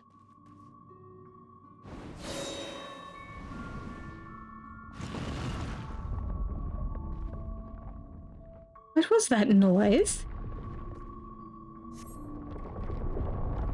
By the gods!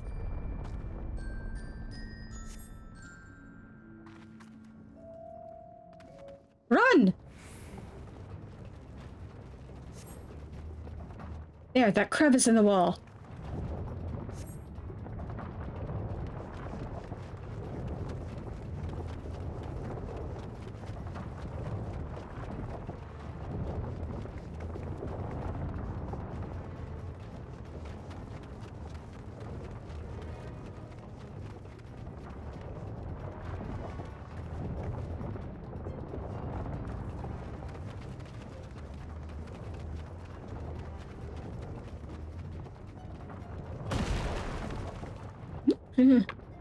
Yeah. We have to jump. Whee!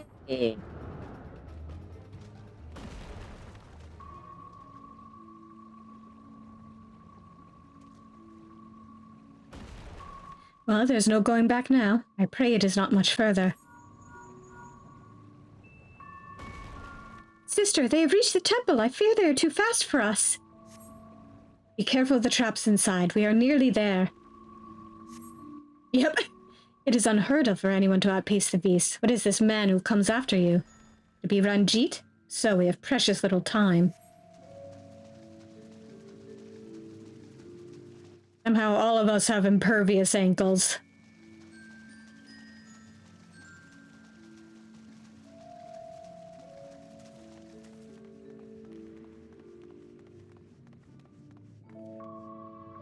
Another door. Wonderful. I can't but imagine what awaits us inside.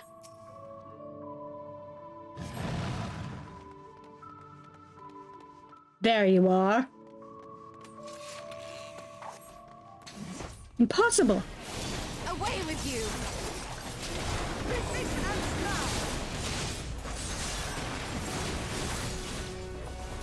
Here I come! No holding back!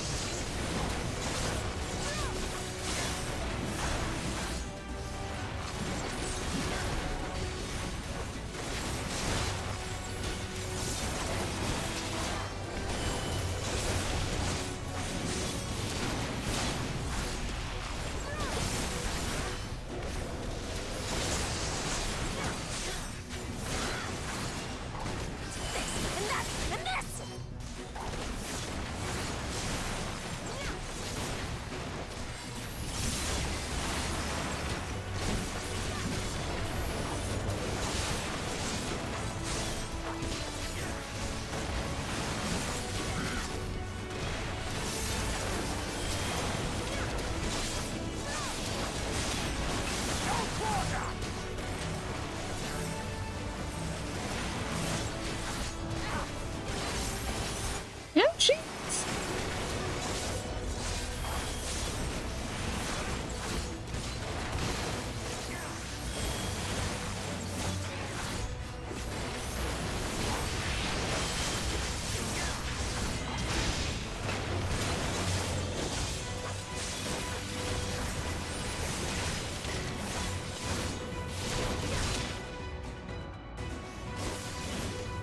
Alright, time for us to run.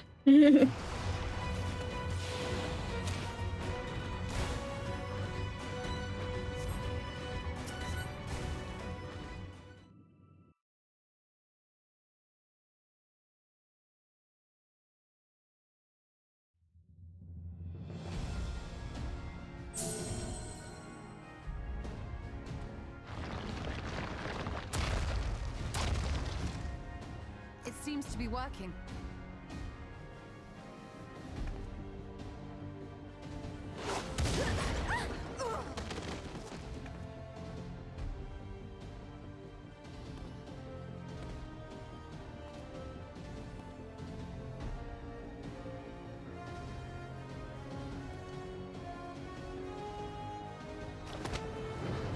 I think not.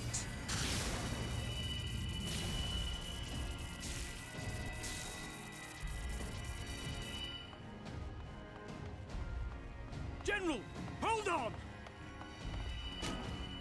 Huh?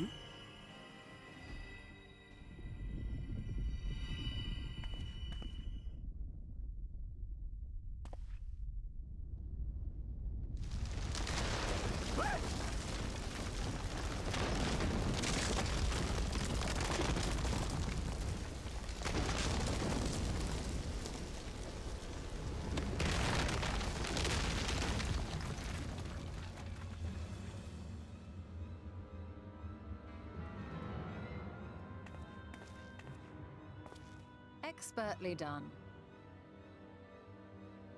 How was I to know that that would happen? It looked like any other part of the floor.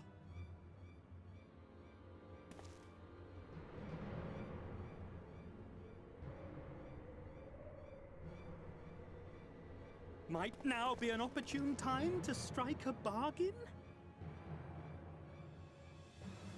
We poisoned a number of villagers in Slitherbough with a toxin brewed for us by the children.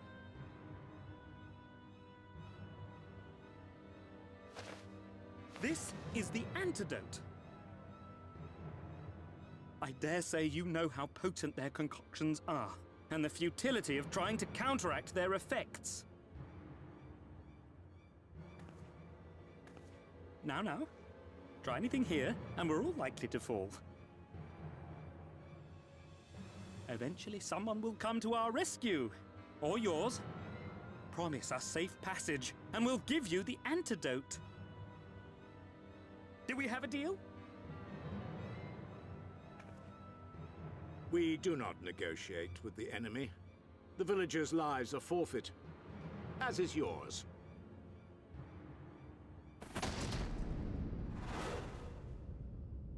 General?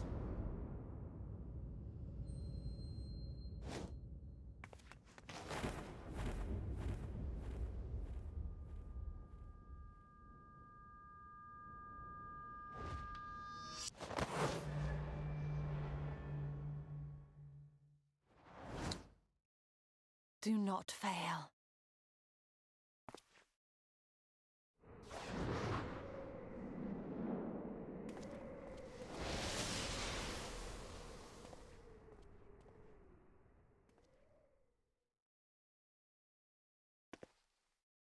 How noble and pointless.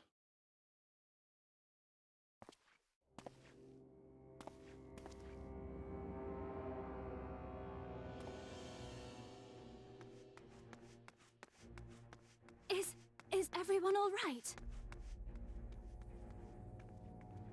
What in the... Oriage! At once! Down with you!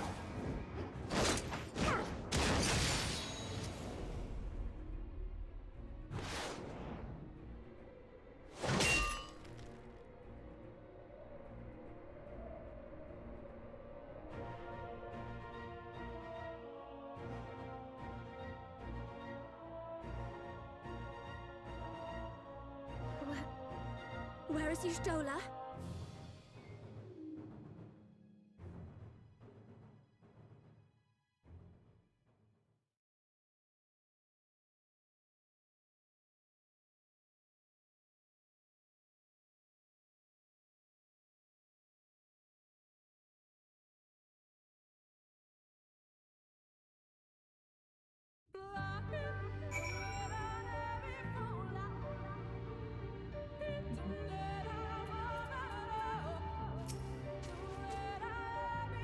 Thankfully, Ranjit's cohorts had the good sense to fall back. Uimet should be here soon with word from Fanow. We should hold our position here until she arrives.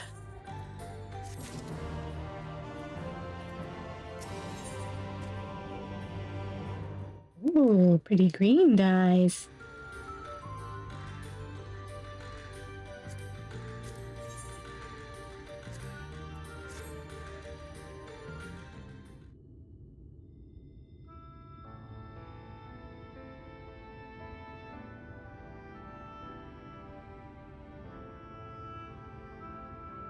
Almet, please tell me you know if that hole might lead out into the woods somewhere. Were there another means of exiting the temple, there's no question that we would know of it. But I fear that is of little consequence, for we have tried to mark the depth of the pit, and failed. A fall from such a height. And she can walk it off. Just a couple of broken ankles. Mister, come bearing news. The Yomoran soldiers and the children have fled Ixmaya. They abandoned Slitherbough as well, though they yet remain in the swamps near Lakeland. Unfortunately, a number of the Blessed were poisoned while fending off the soldiers. One we believe to be of their order was found lost in Ixmaya, feverish and badly wounded. He was taken to Fanow for treatment, but I fear there is little we can do for him. He and the other Blessed will not last long without an antidote. I mean, that's a good call. Then we must act quickly. If you've a spare vial, Minfilia and I can deliver it to the Blessed at Slitherbow.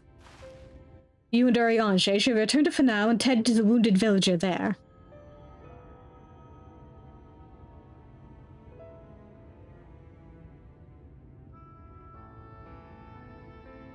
What about your Shtola?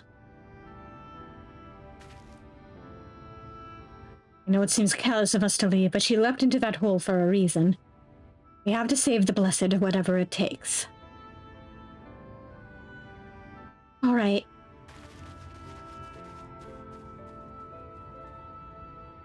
My sisters and I will remain here. We must be certain no soldiers are still lurking about.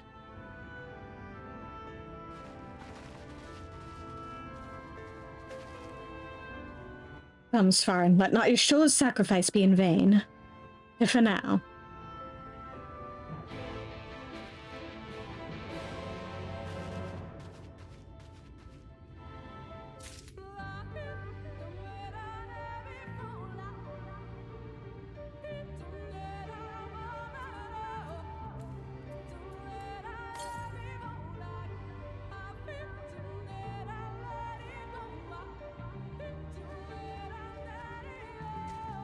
We're not quick jaunt.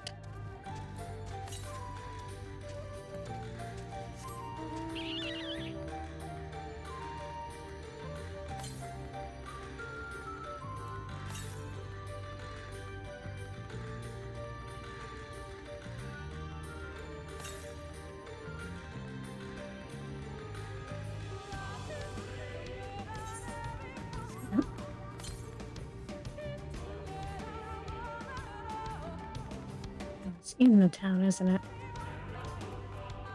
Maybe.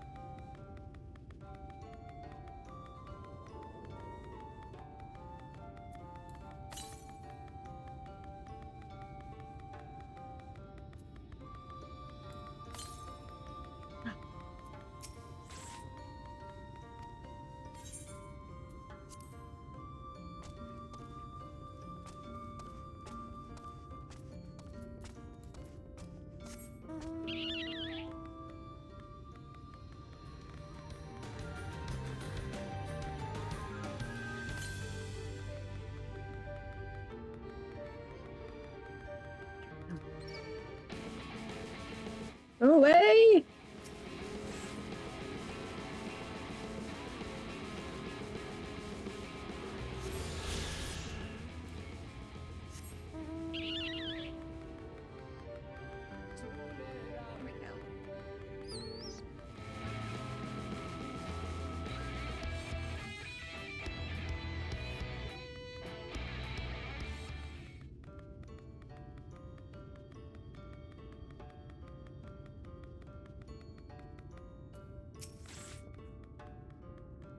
Heavens forfend, Runar. 'Twas he who forestalled the Ilmoran's procession, and in so doing afforded thee time to traverse the temple. Quickly, the antidote.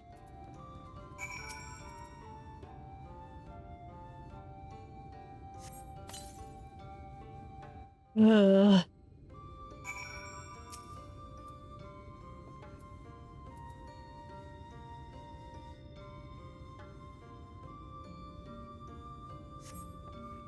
Runar still appears visibly pained. Perhaps he requires another dose of medicine.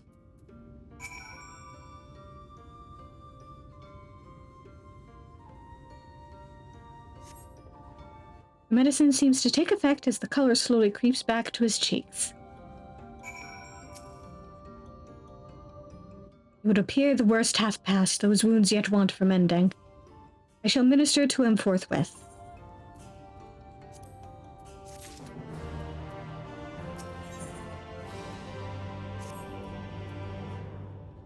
Rest, Svaran, I prithee. I shall attend to Runar's ministrations.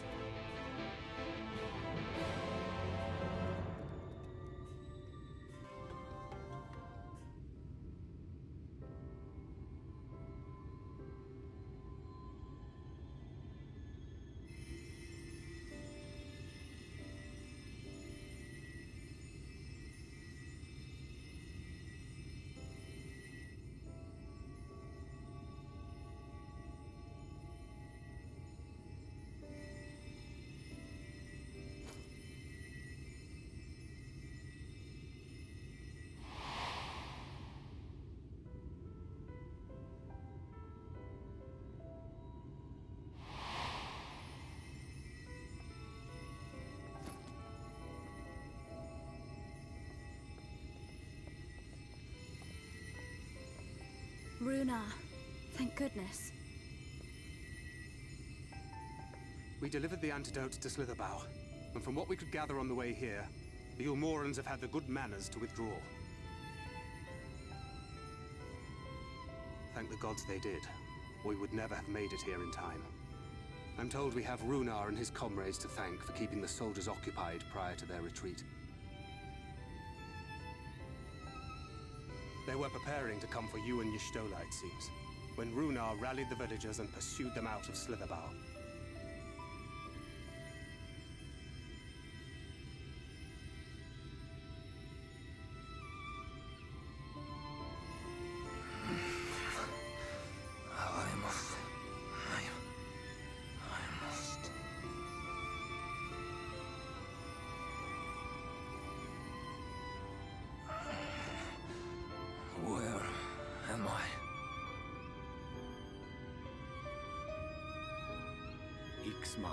In the care of the Viis. Thou art safe now, friend. Pray, rest thee a while longer. No. No, I am all right. Somewhat heavy of limb, perhaps, but otherwise well, I assure you. I am glad to see you are all safe. When we realized where the soldiers were headed, we knew something had to be done.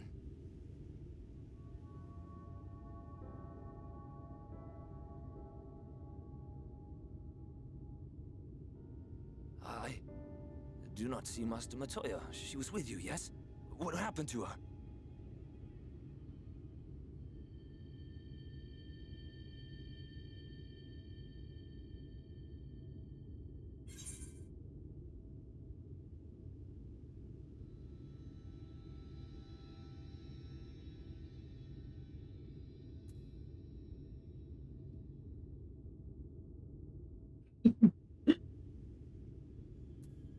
I can't say for sure, but she was the one who got the antidote.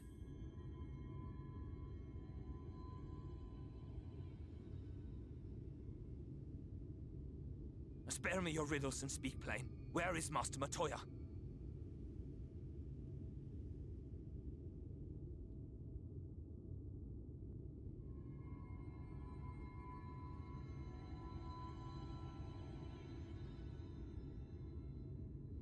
No. No. No, that cannot be. Why would she do such a thing?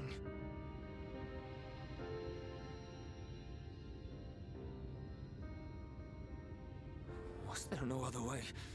I cannot believe that she... We must begin the search immediately. I will come with you.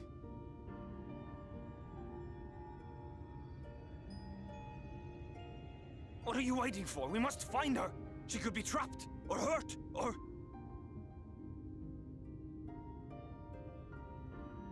She is alive. She is alive, damn you!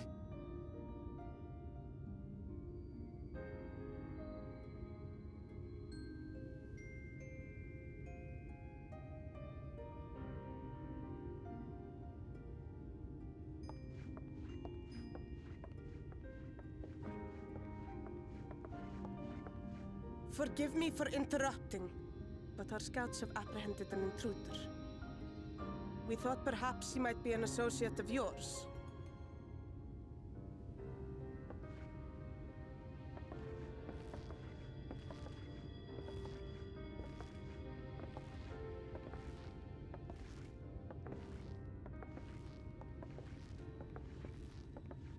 Oh, look who it is. Well, this is embarrassing. In my defense, they are surprisingly tenacious.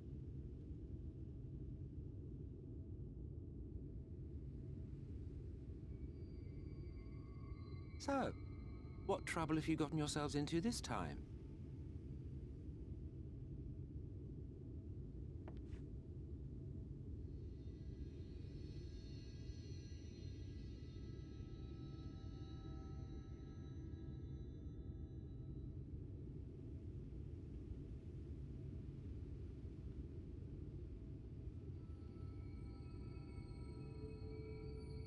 Well, well.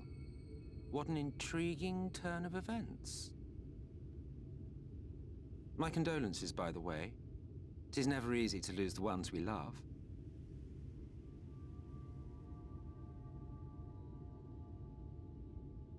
Well, she is dead, isn't she? Wishing it were otherwise will not make it so. That you should be indifferent to her loss is no surprise.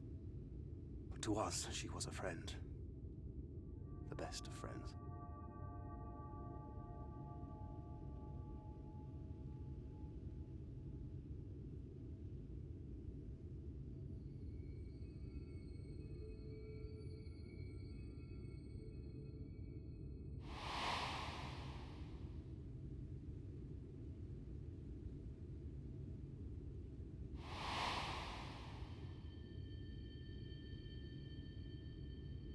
You have something on your mind. What is it?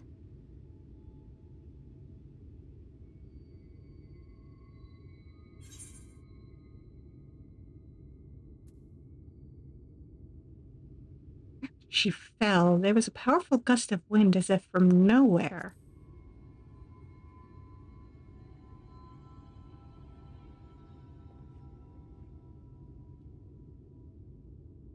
Pray recount to us again that which thou witnessed in the ruins, omitting not the slightest detail.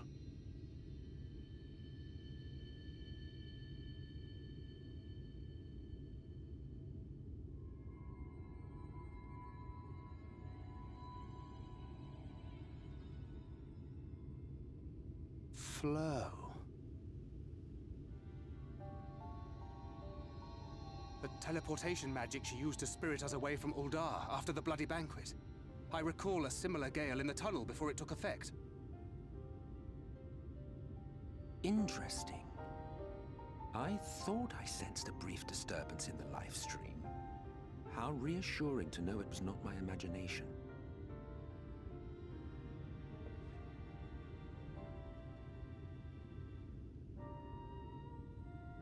I felt it only once, I should mention, which would suggest she is still adrift on its currents. Then I fear she may yet be lost to us. For it was only by the grace of the elementals that she was plucked from that great ethereal river.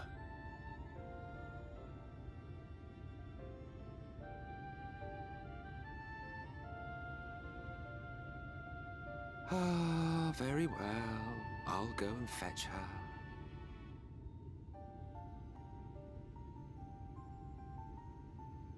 Perhaps a clear and unambiguous act of kindness will serve to win the trust you seem so determined to deny me.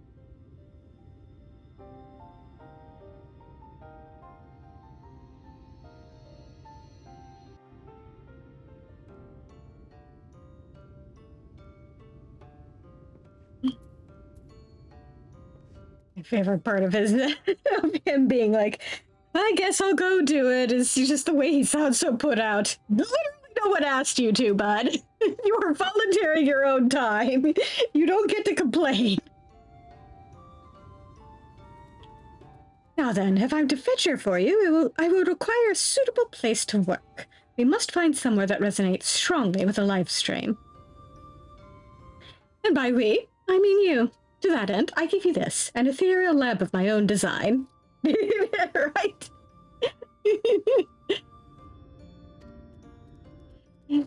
Keep it close as you venture out into the woods. The brighter the glow, the stronger the location's resonance with the life stream. Once you've found a likely spot, all you need do is whistle. You do know how to whistle, don't you, hero? Just put your lips together and blow. To find a location that resonates with the live stream, you will need to search the area marked on your map. Use your ethereal lamp to pinpoint an ideal location, then call for Emmett Selk. Well, what are you standing around here for? Searching, you do want to save her, don't you? I was hoping I could bug you, but...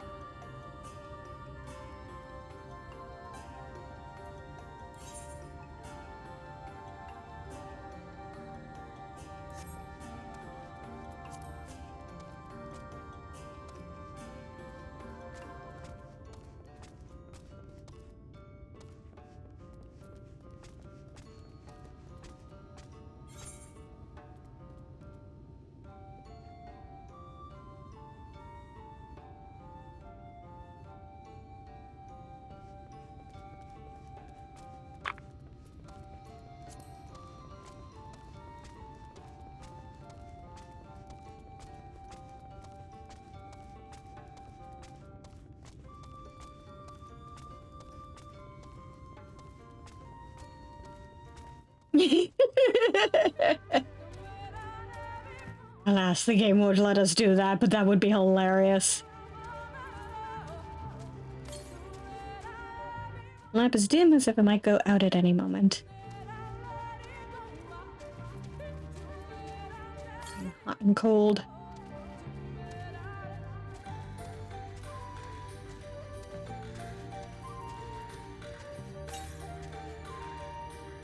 The lamp glows faintly.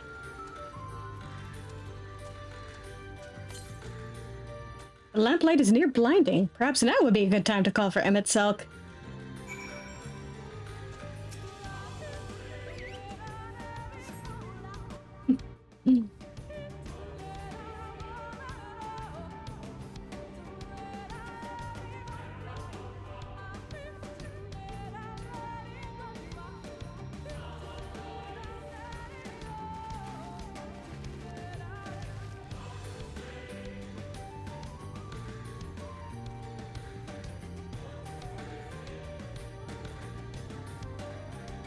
Yes, this place should serve well enough.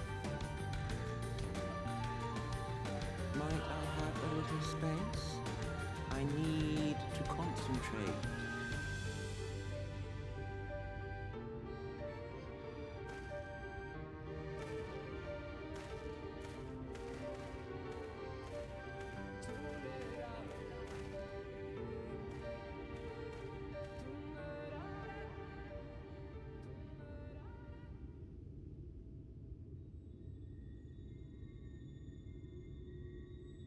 Now then, what color was her soul again?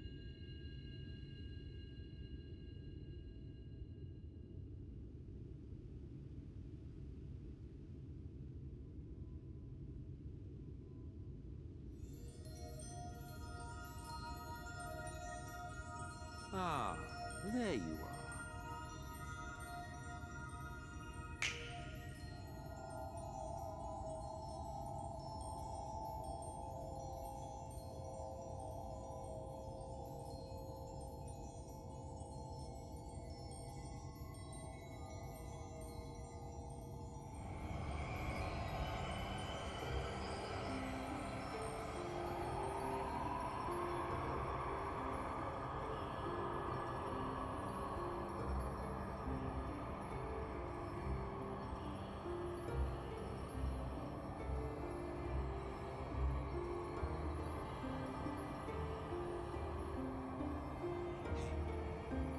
He's done it.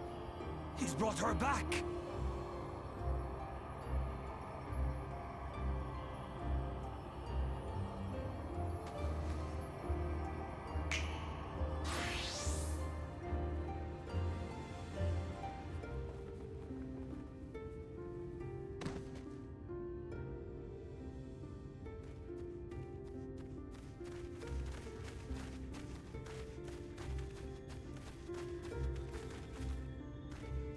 Ishtola, are you all right?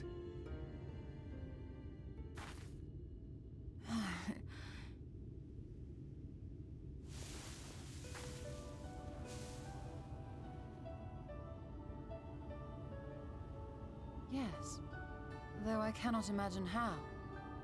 What happened? Thou didst invoke the power of flow, which thence did usher thy soul unto the life stream.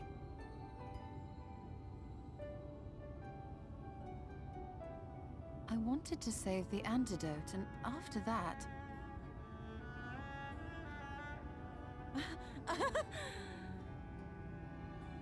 I did something exceedingly reckless, for which you will just have to forgive me.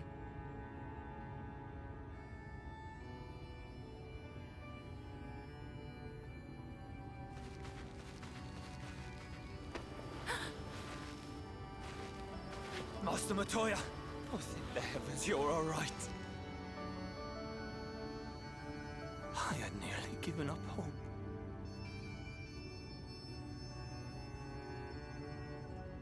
Please, Renard, dry your tears. What would the others think if they saw you like this? Come now. Did you really think I would go gently into that dark night with so much left undone? So many mysteries left unsolved.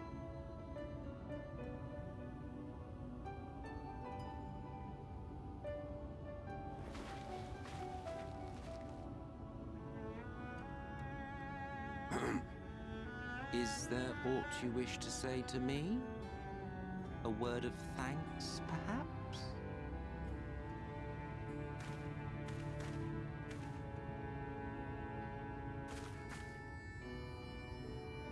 Emmet Selk, the Ascian of whom I spoke. 'Twas he who plucked thee from the life stream.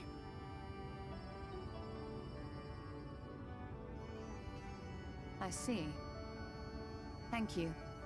Differences notwithstanding, you saved my life, and for that I am grateful.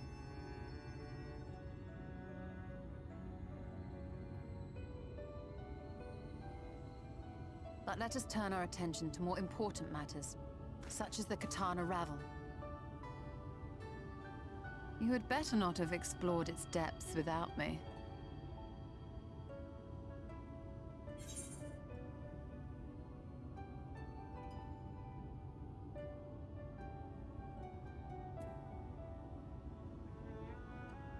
Fuck no, I was waiting for you to get back.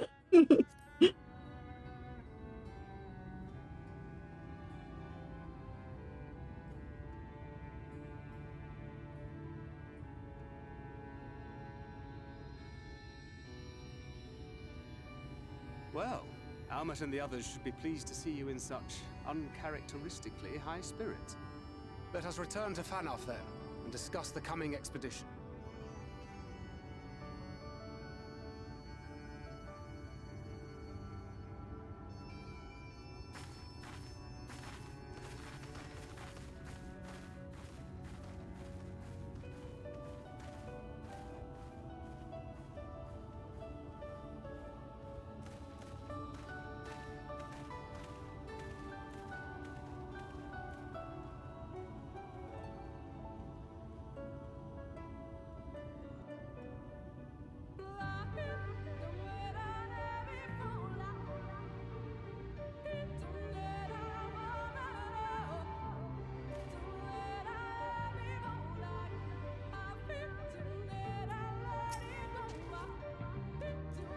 What a touching reunion that was. Fair brought a tear to the eye.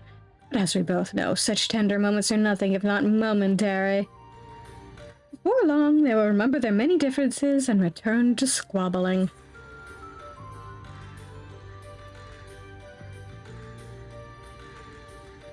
is the Archbringer of Chaos.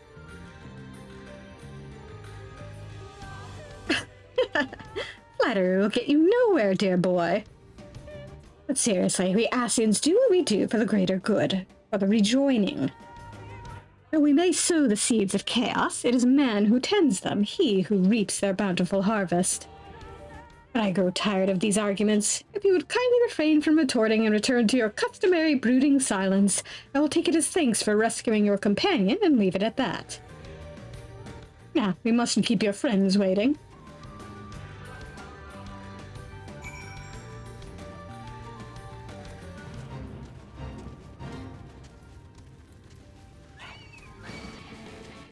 Yeah. Just passing through. Stop trying to eat me.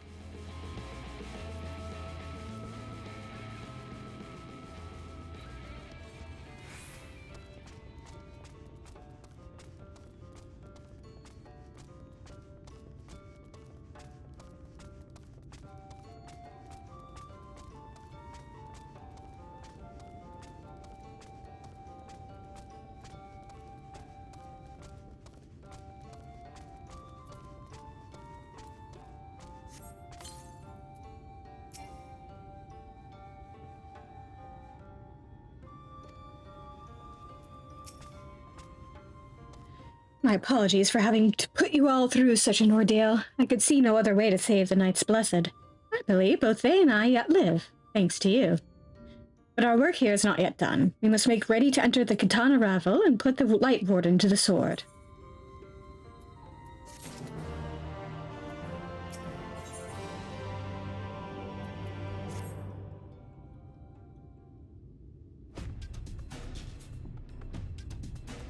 With the Ulmorans gone and your companion now returned, I think it best you go now before they can regroup.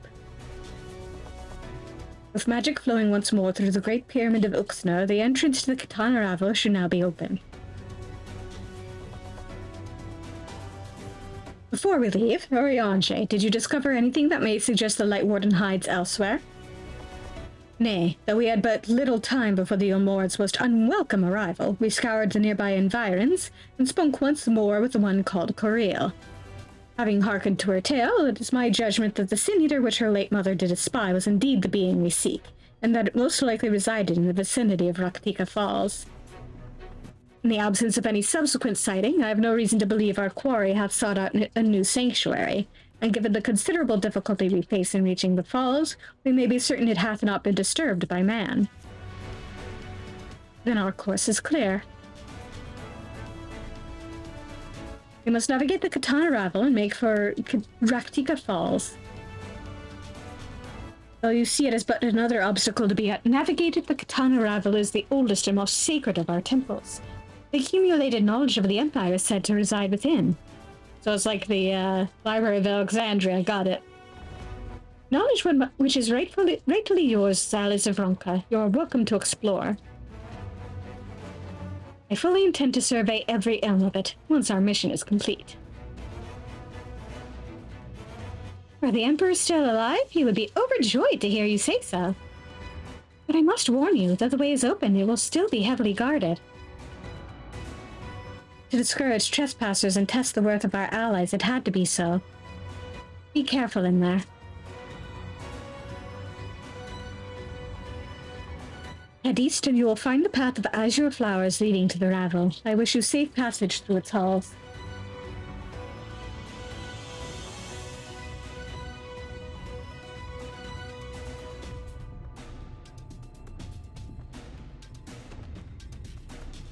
Master Matoya, I know I cannot dissuade you from going, so please, promise me you will return safely. The Knights Blessed need you. You need not worry, Runa. I shall return and bring with me a long-awaited gift. One the Knights Blessed will treasure now and forevermore. Now, let us away.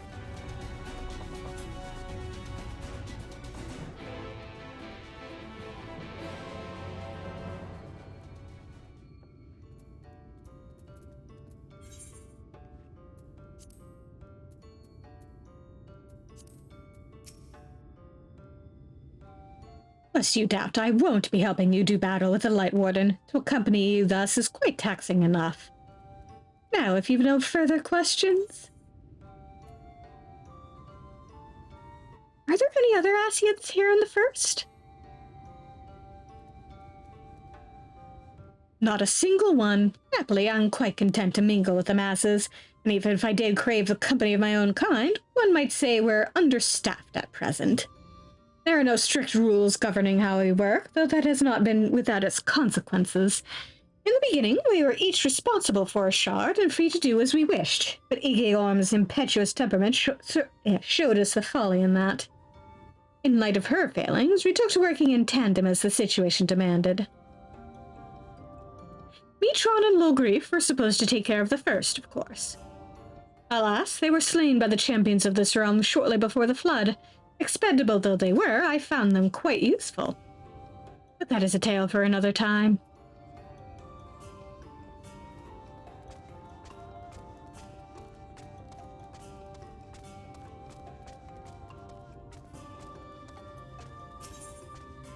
Here we go. Svaran Doghart, the esteemed guest of whom I have heard so much. My name is Lenil, Master of Rites. It is an honor to meet you. As I understand it, you will soon be leaving to the Katana Ravel, is that right? Then the Emperor's wishes will soon be fulfilled. A comforting thought, for each passing year more and more of our hunters are lost to the Eaters. We were never a particularly fecund people. Now it is now impossible to sustain our numbers. That is a very interesting take for buddy people. But we will not be driven from our homes, our way of living. So long as the trees of the Great Wood stand, so too shall the Viis. And to renew our union with the forest, we will be holding a small ceremony wherein we offer prayers to the gods. Would you honor us by serving as witness to this petition to the gods? Very good. I should mention the ceremony is not a formal affair. In fact, it can be quite lively. But for a hardened warrior such as you, it should prove no trouble at all. When you are ready, travel north to the Morning Stars and speak with my sister, Fina. She will explain the rites. My student, I should say.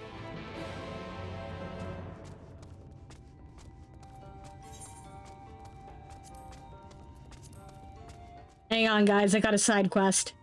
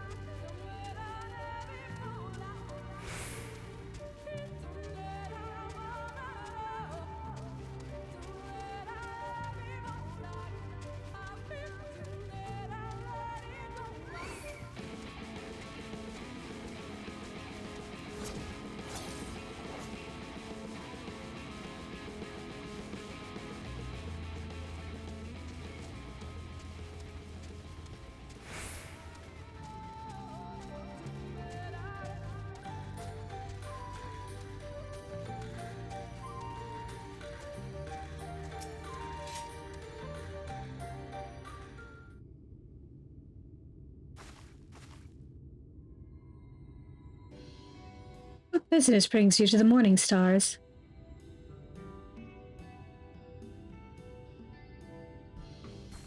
And you accepted? This is such an honor. Thank you for coming. Goodness, where are my manners? My name is Fina. A pleasure to meet you, and this is my sister. Fiona, how do you do? Are you certain this is wise? I realize he is an ally of our people, but the ceremony is not meant for outsiders. We cannot go against Master Lenil's wishes. Besides, we may never again have such an opportunity. If you insist. Now, let me tell you about the ceremony.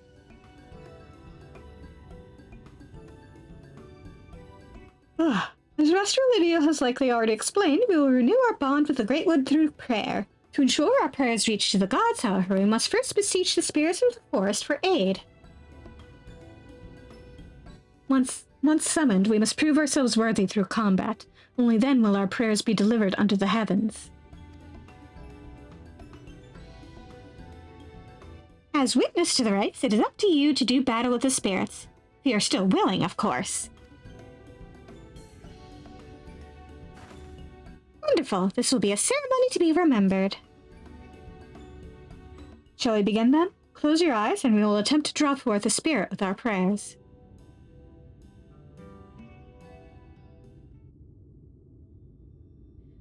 O gods of the Great Wood, bringers of bounty and wisdom, we call to you now to renew our vows. For the strength to protect these lands, to be the shield that guards against the accursed light, we seek combat with your children, the spirits of the wood, to prove to you our worth. By the gods!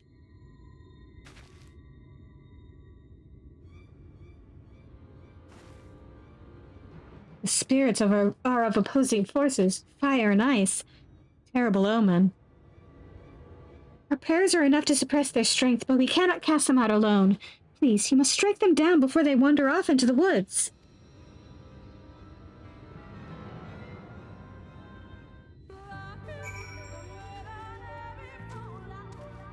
Up.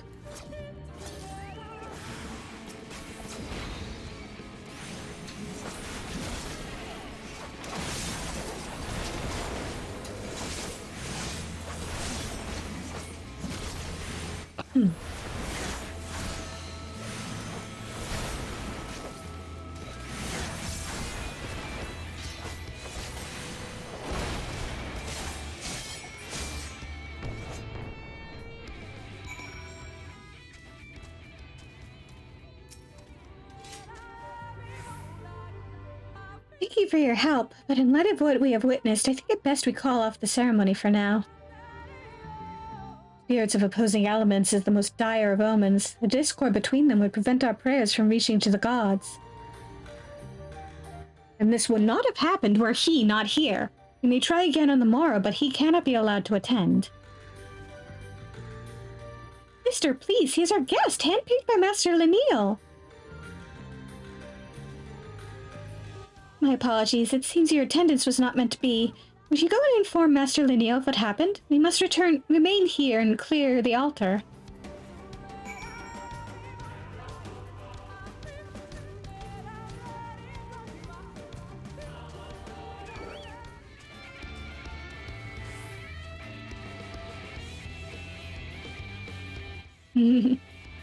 Alas. Even the spirits don't like us.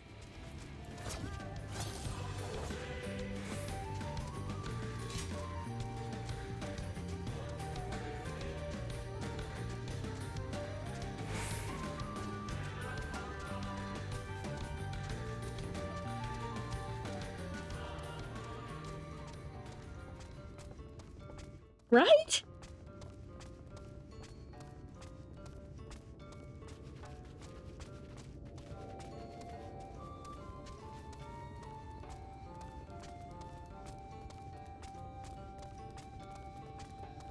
Hey guys, don't mind me, still side questing.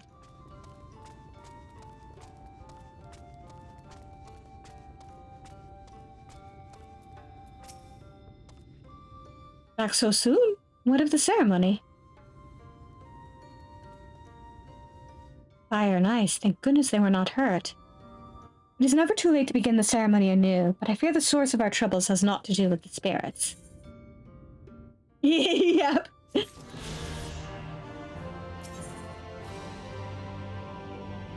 This is very important. The ritual to which you bore witness requires no less than 2 petitioners to summon the spirit of the wood, and they must be of one mind and one heart. Historically, it has always been blood relatives who were chosen. If what you say is true, and not 1 but 2 spirits answered their call, it is a sign of disharmony between them. Until we discover its source, attempting the ritual again could prove disastrous. But I fear the others will not be forthcoming with information were I to press the subject. For our esteemed guest and ally of Ronka, on the other hand, I believe they would be willing to speak freely. Would you speak with the people of Fanow and see if they know aught of any trouble between Fina and Siuna?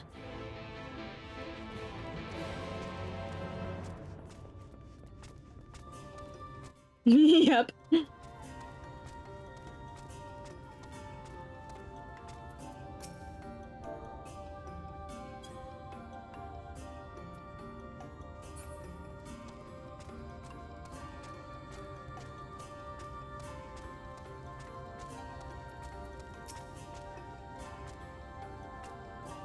Fina and Siuna? In all of Fanow, I can think of no one closer.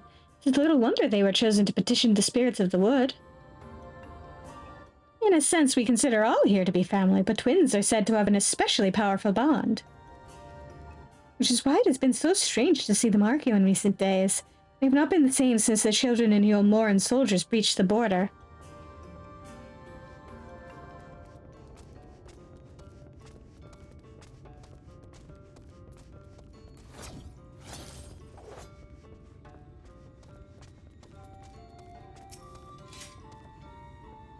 I spoke with Fina not long ago. She heard that I was considering leaving Fanow and wished to talk. It is a decision not to be made lightly, for we may never return once we leave.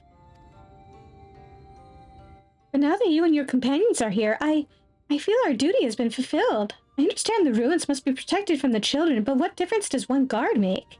Fina shares my feelings on the matter and has also considered leaving.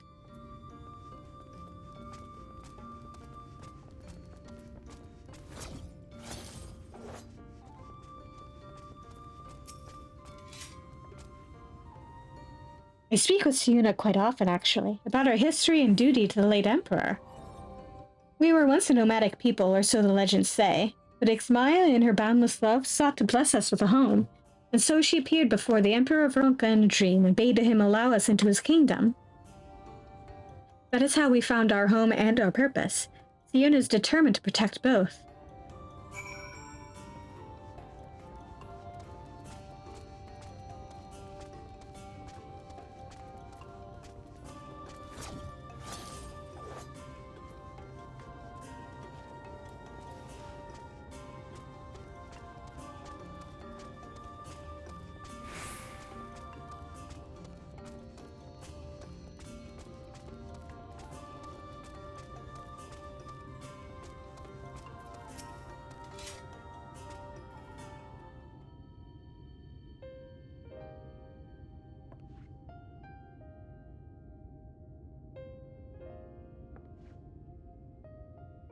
I see. Fina yearns to explore the outside world, and Siuna would remain hidden from it.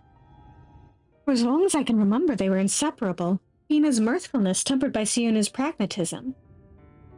I never realized such difference in principles could divide them so.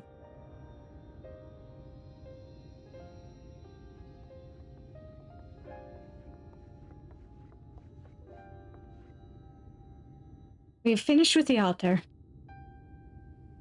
I gather you have apprised Master Lineal of what happened? We wish to apologize for... There's no need. However, were you to petition the spirits again, I suspect they would answer as they did before. It will not happen again, I swear it. Please say you will let us try again. Yes, let us try with one of our own and not this outsider. The summoning would have worked if not for him. Enough, Siuna. The problem lies not with our guest, but with you and your sister. You have been fighting over the future of Fanow, is that right?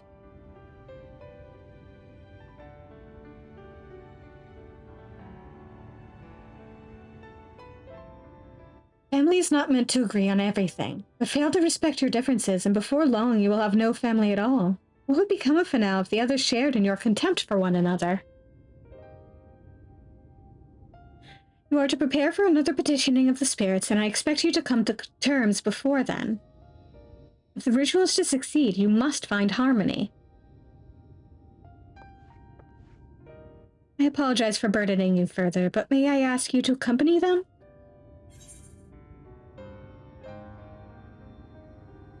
Yeah, sure.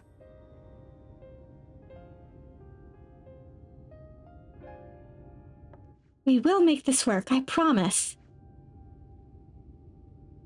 I will leave you to your work then.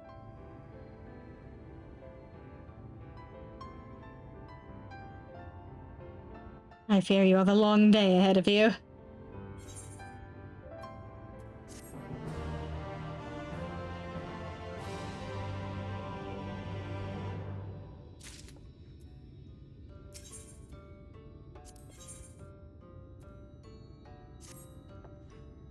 Svaran, once more I appoint you witness to the petition. Yup. But before there can be another ceremony, a new set of offerings must be made ready, an oblation of meats and fruits favored by the gods. Might I ask you to help with their preparations? Very good. The three of you together should finish in no time at all. When you have gathered what is required, you are to report back to me at once. I will go ahead and begin searching for fruits. I suppose I will hunt for meat, though it will be faster to handle this all myself.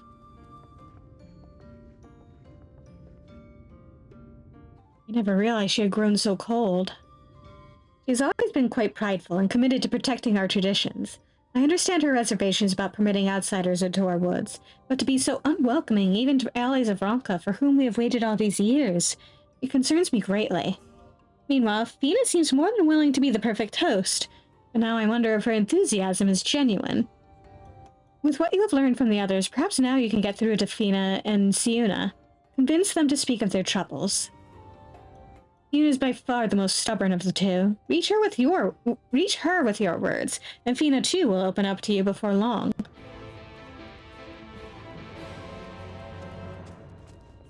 So focus on the hard one first. Gotcha. That is to the main quest. I do not want to go that way yet.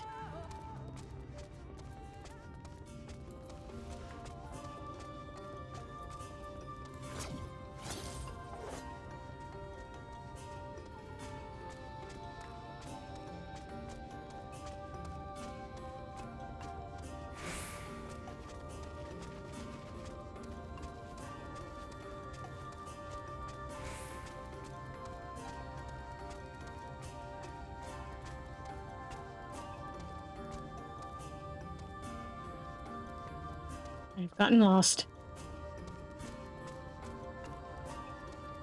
He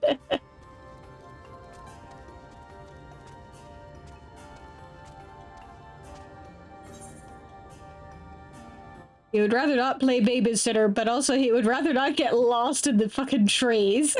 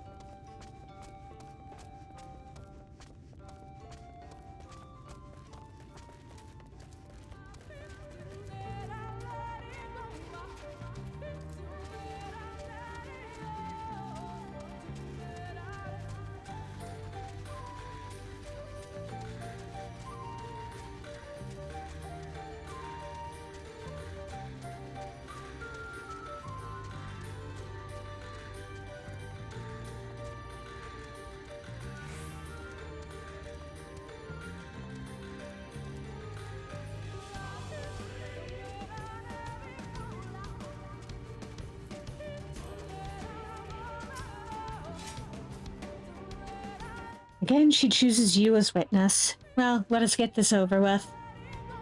We require the meat of blue stags for the offering. 3 stags should supply us with enough, I think. If you can handle that, I will gather the rest. Alright, time to beat up deer.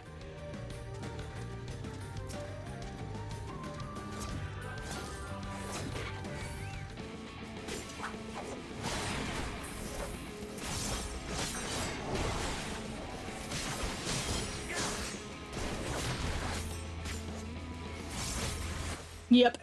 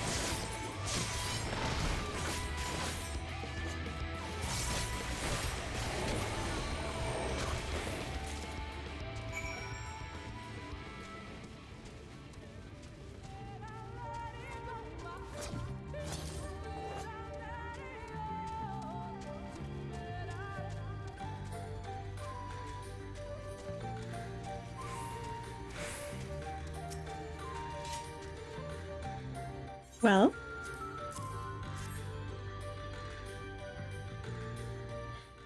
Not bad. Perhaps you are worthy of the others' praise.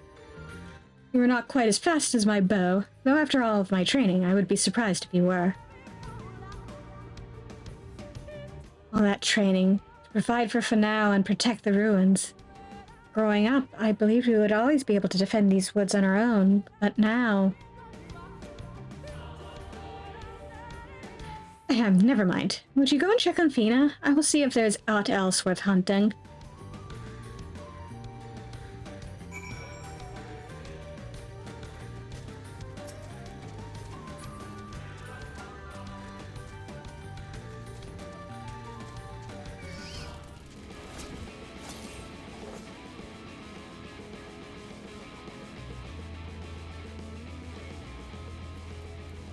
I don't know all these, right?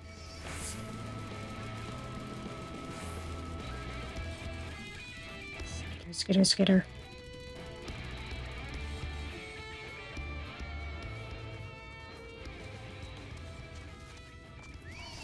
Hello there.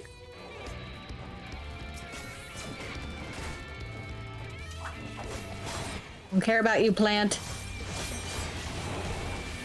All I care about is this guy. Whoop!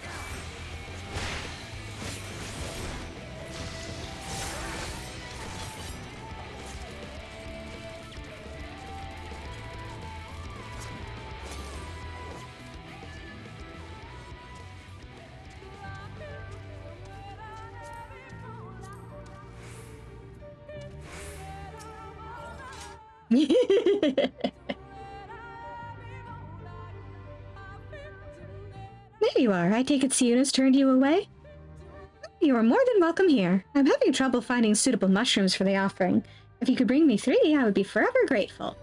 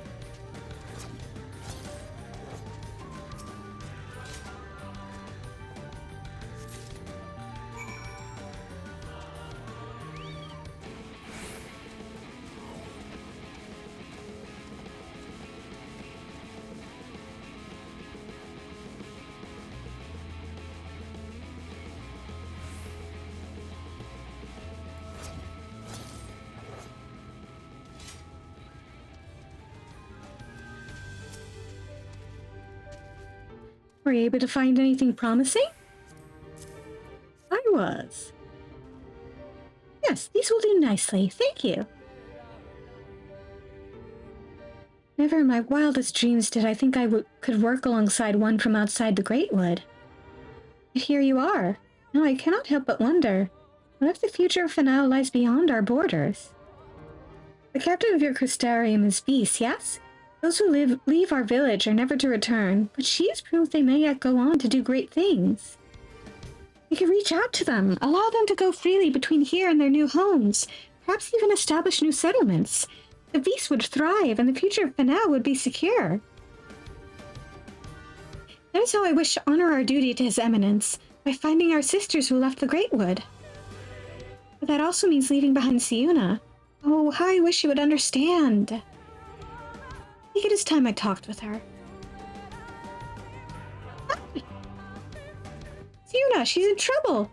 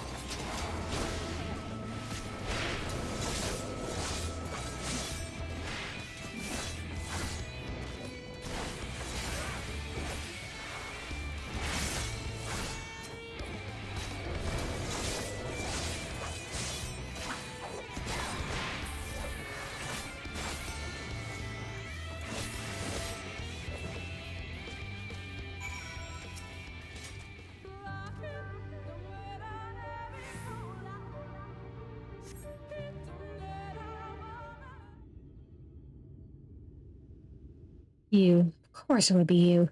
And now the beasts are gone. No matter, I will find another. You not know, this is all my fault. When he and his comrades first arrived in Fanow, I was elated. Everyone was. It was a chance to learn about the world beyond the Great Wood. But I never stopped to consider your feelings. Well, you might think if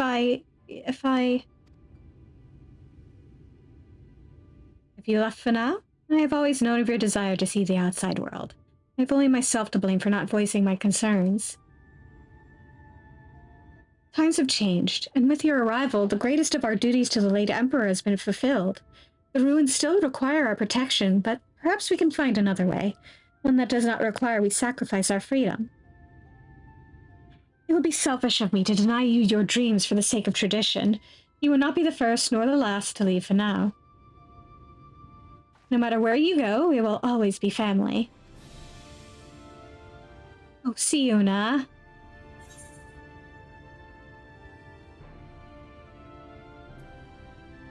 We're not your only allies outside for now.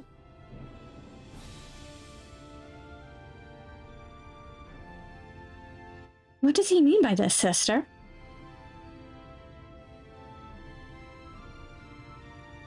You are incredibly talented, and you will make a fine member of the Guard someday. But we are not all suited for such duty, and those that are grow fewer and fewer. We need help, sister. The Viis who now lead lives beyond the Great Wood. And you would find them for us. Then I would make of Fanow a village that welcomes them home with open arms. It is a chance to prosper as we once did before the flood, to ensure we carry on the legacy of our forebears. We must seize it, sister, together. I know not what to say.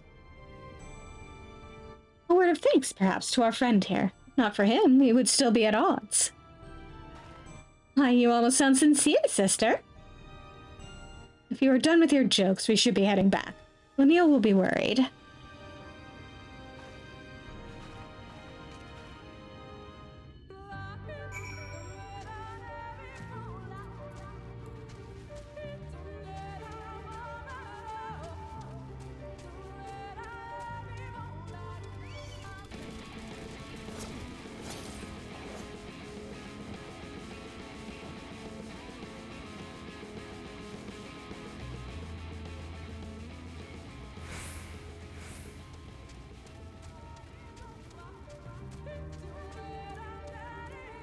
Mm-hmm.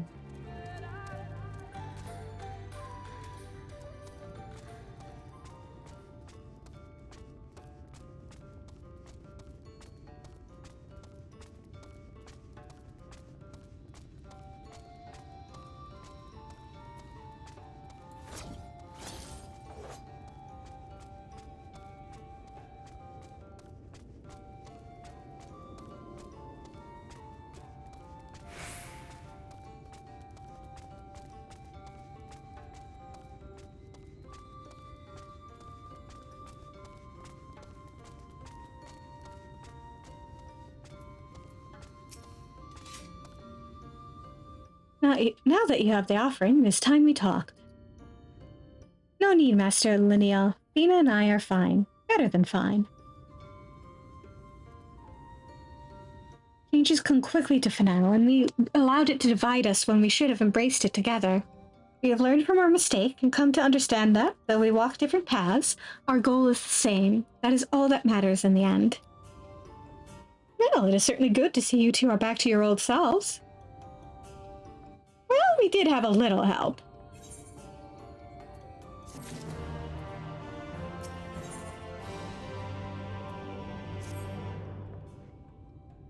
It is time, Svaran. Fina and I will make ready for the ritual. Meet with us at the Morning Stars when you are ready.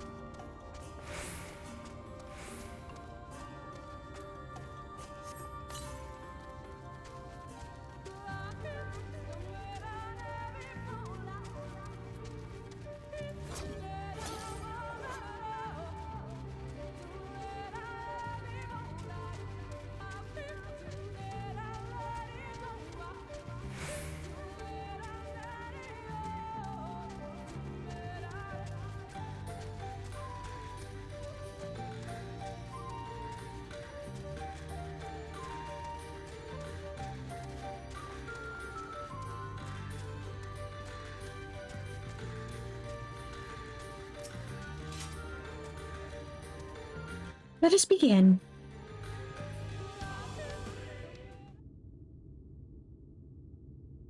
O spirits of the wood, hear us. We seek to renew our vow to the gods of the Great Wood. With strength to protect these lands, to be the shield that guards against the accursed light, we demand trial by combat to prove our worth. To Oxshal, keeper of the winds, to Oxgatorl, keeper of flames, to Ixlokwa, bringer of rain, to Ixanpa, bringer of the harvest, we beseech you, spirits of the wood, hear our prayers and deliver them.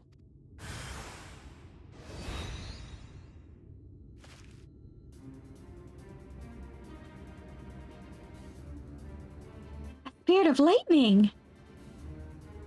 Spirit born of wind and rain, whose spark brings fire, and from the ashes may come a rich harvest. Our prayers will reach, sister, there can be no doubt. As witness to our petition, we task you now with slaying the spirit. Go forth and see our prayers delivered to the heavens.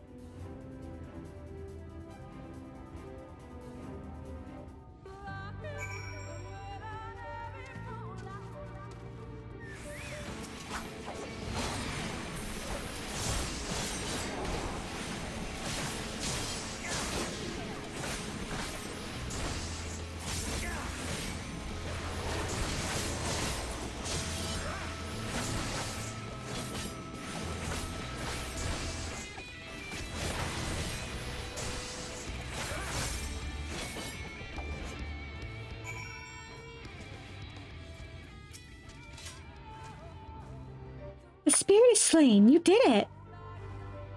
I confess I had my doubts at first, but you performed your duty admirably. Would you go and relay the good news to Master Lineal? We will be along shortly.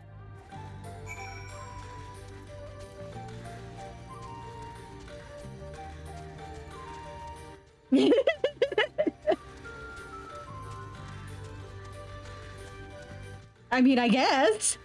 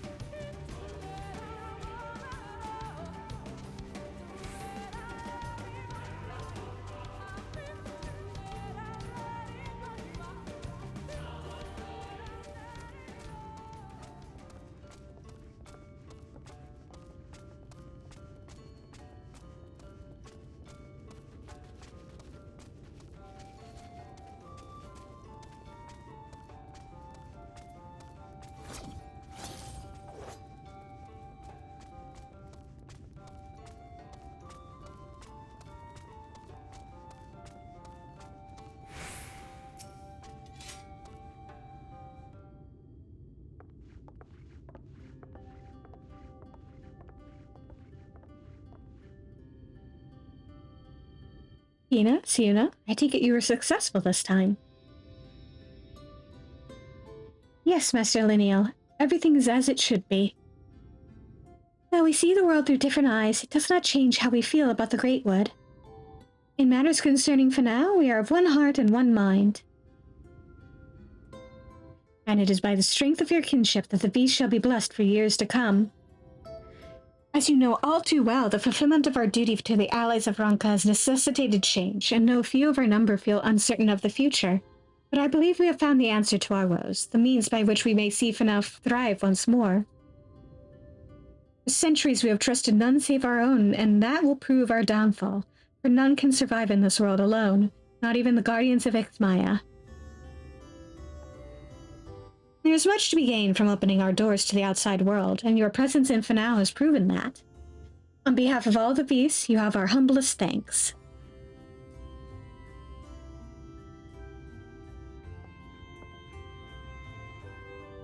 As for you two, I expect great things of you in the future.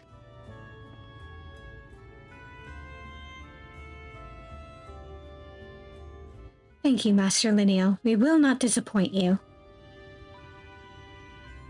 Nina has decided to venture out into the world to find more of our fellow Viis who might be willing to return home. And Siuna has pledged to protect Fanow and help make our village a place where they will feel welcome. Two paths to the same goal. Still, I will miss you dearly when you are gone. But I have yet to even decide where I will go, sister. There's still time for us to be together.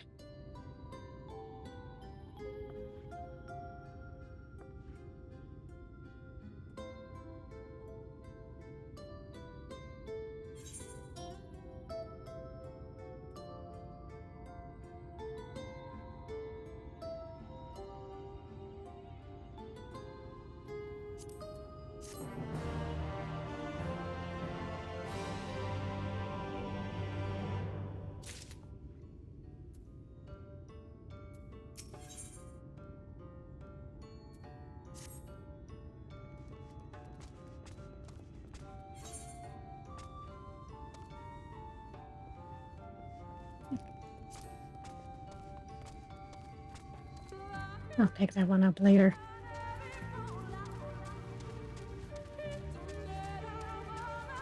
Now I should get back to the main quest.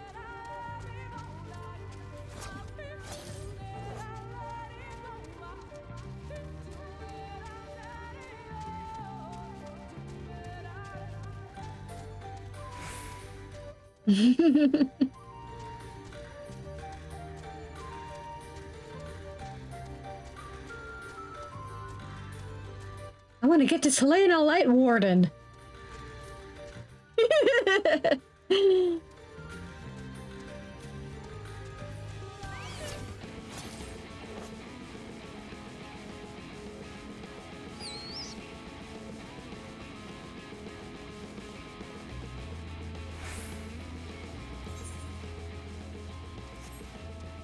Also, I want to get closer to actually being able to fly in here.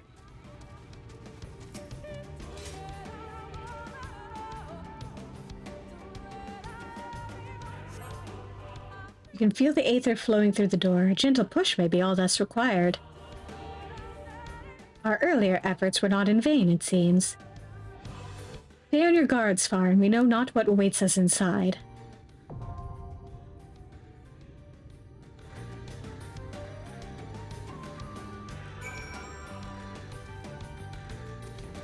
And for this thing... Actually, I wanna switch to Gunbreaker instead.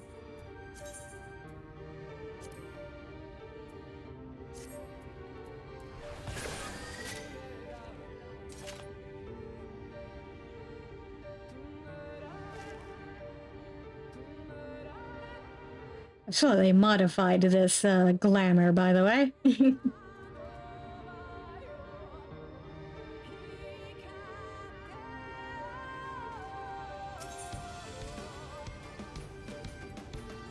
Yep.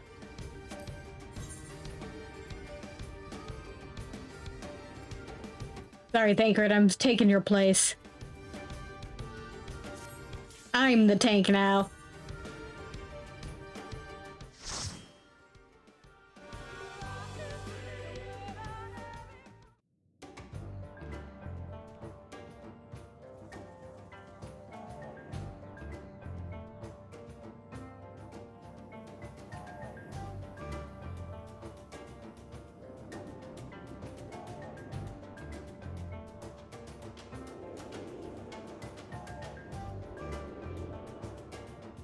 I mean, that is kind of what Thancred is at the end of the day.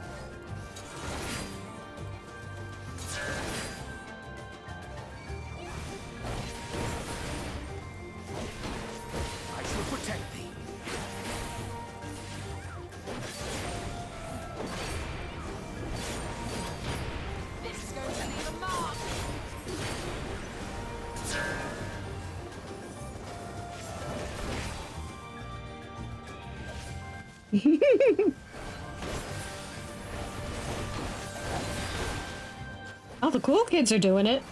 Why shouldn't I?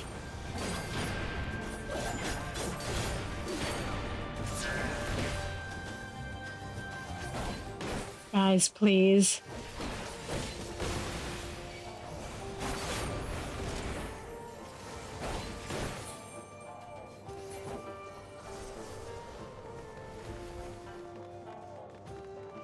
Yeah, no.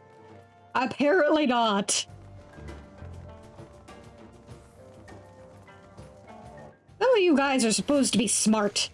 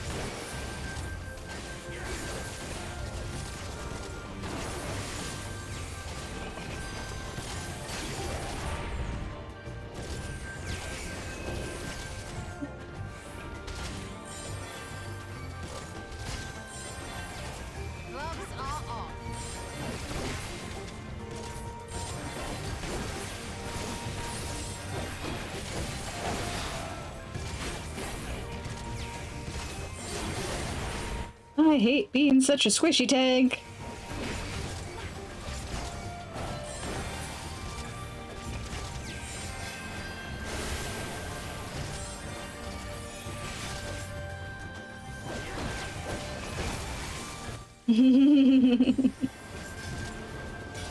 Hurry on, Jay, please help.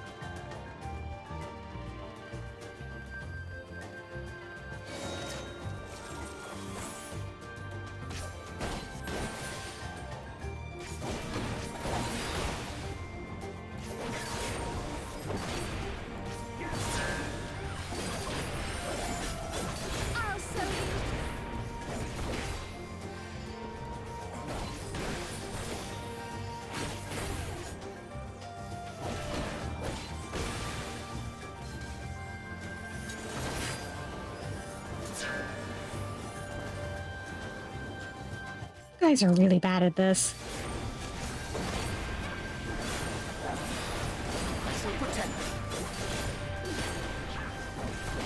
Protect yourself.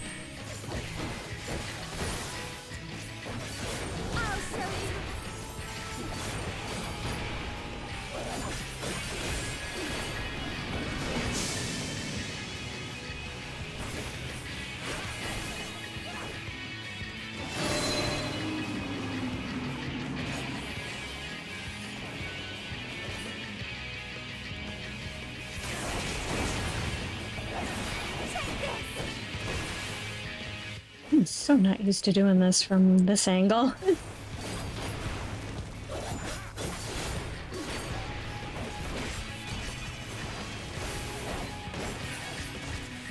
Yeah.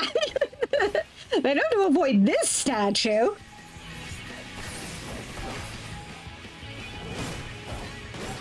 Ellie.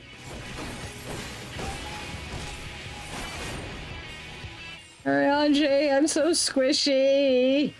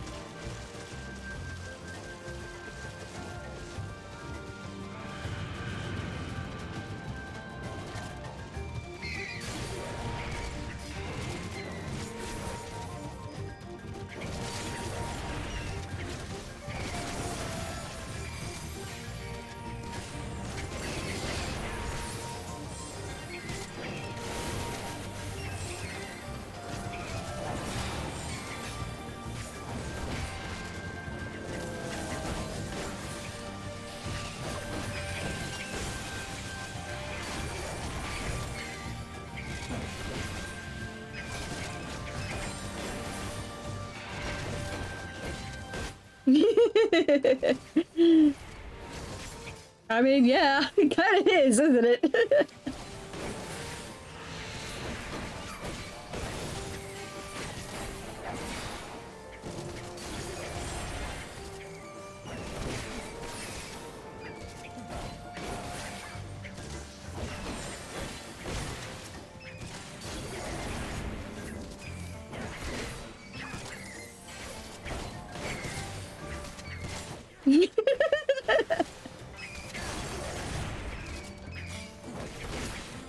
Actually, I think I'd accuse La Brea of being the local Florida man.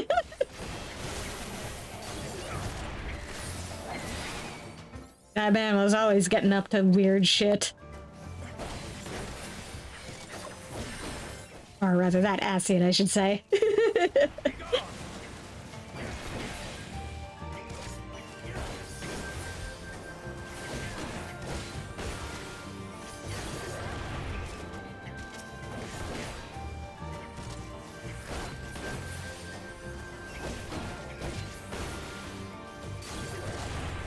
Gloves are off.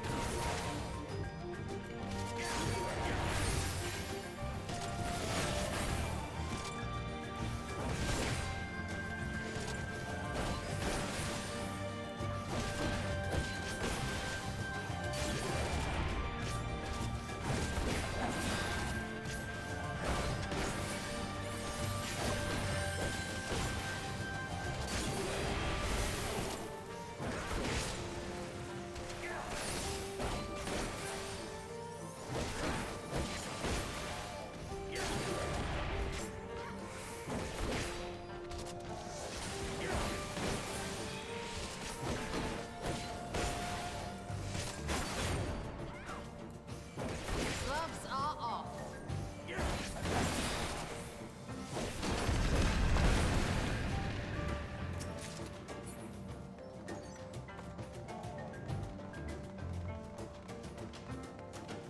Oh, hi, big guy.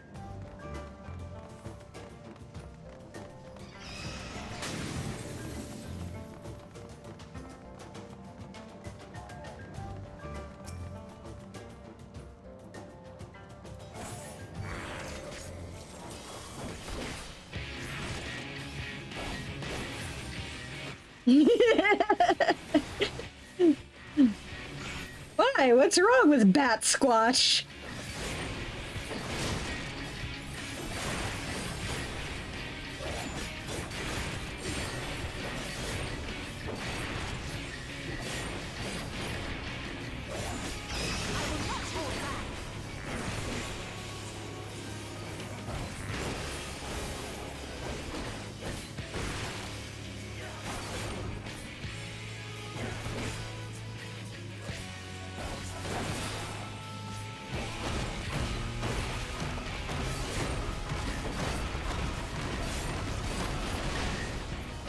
Don't be so reckless. I shall protect you. I will not hold back. Are you sure you want to stand there? Yeah, okay.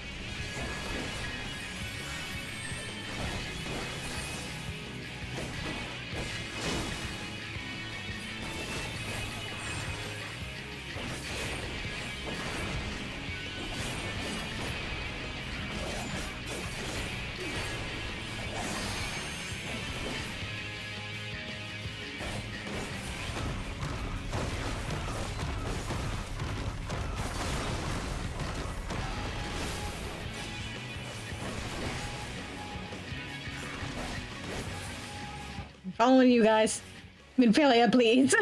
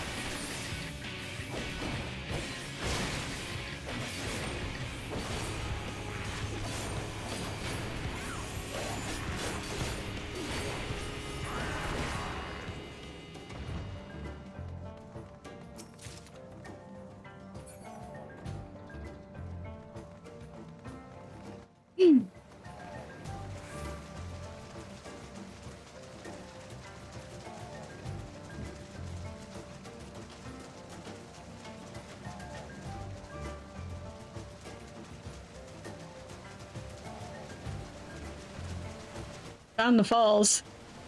Whee!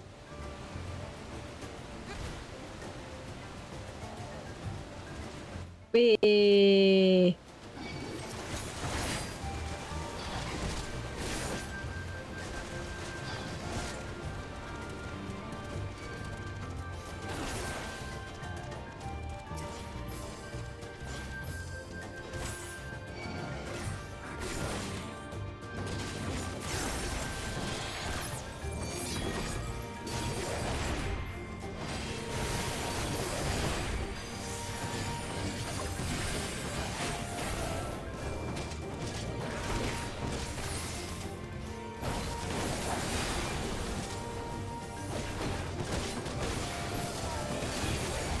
Yeah.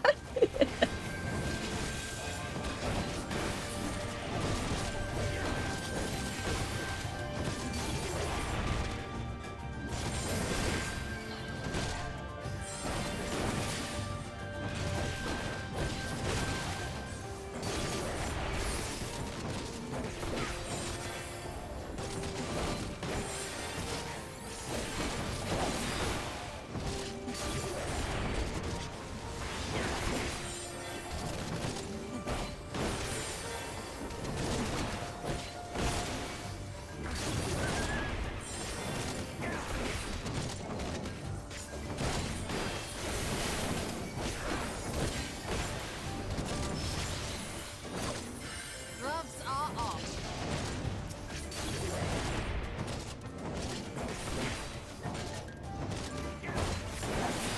Together we shall overcome this.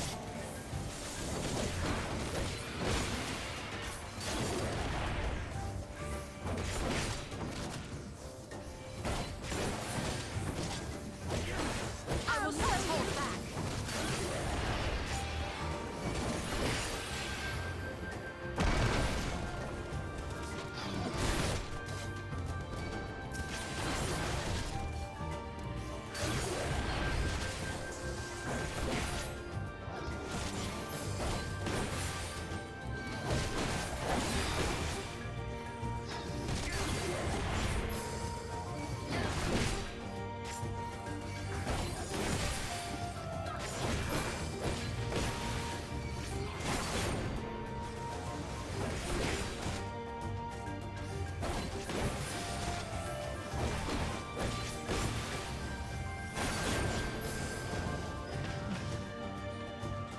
Double back and get that treasure chest.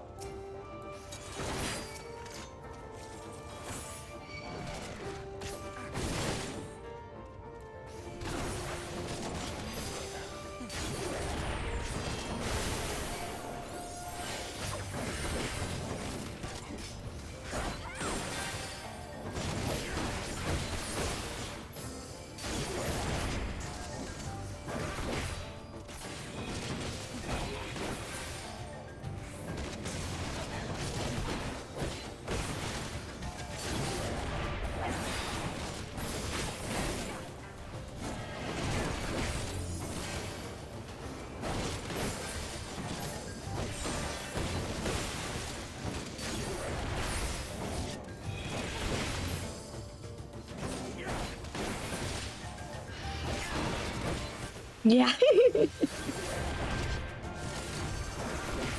I'd say they're very patient, but keep throwing shit at us, so I'm not sure they're very patient.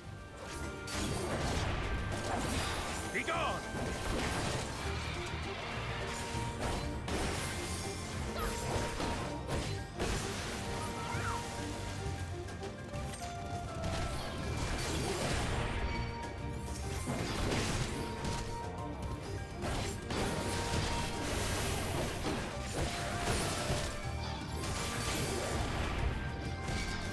Given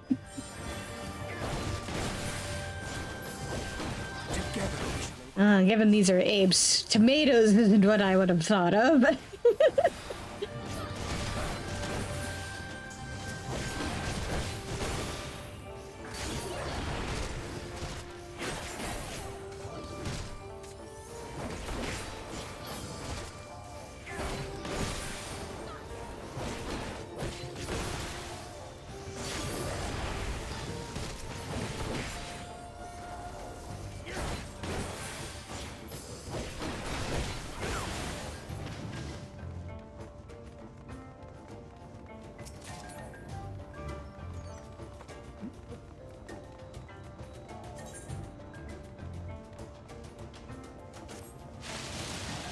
Whee!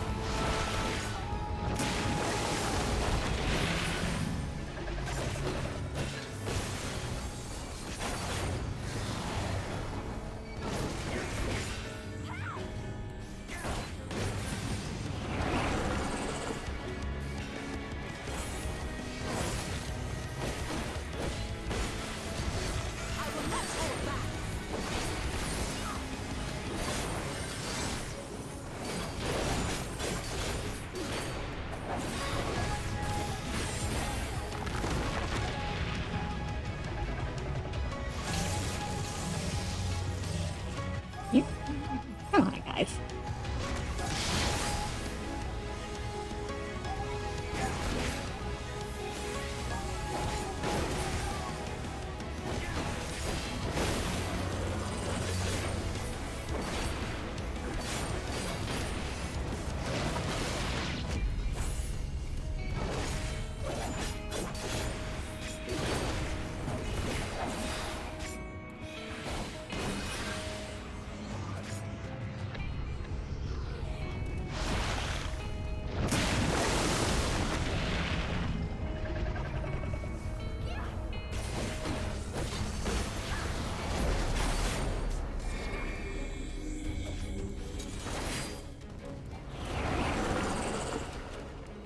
Yep.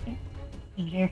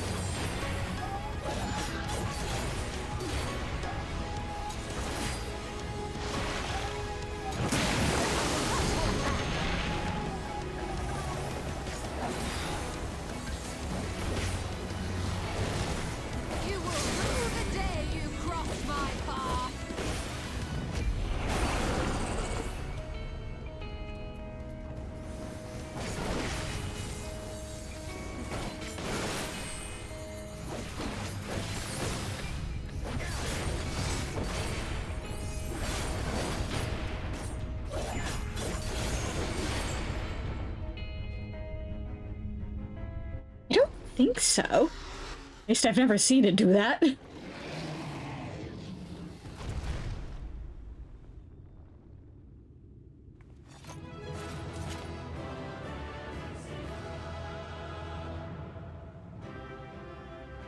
Yay, we won.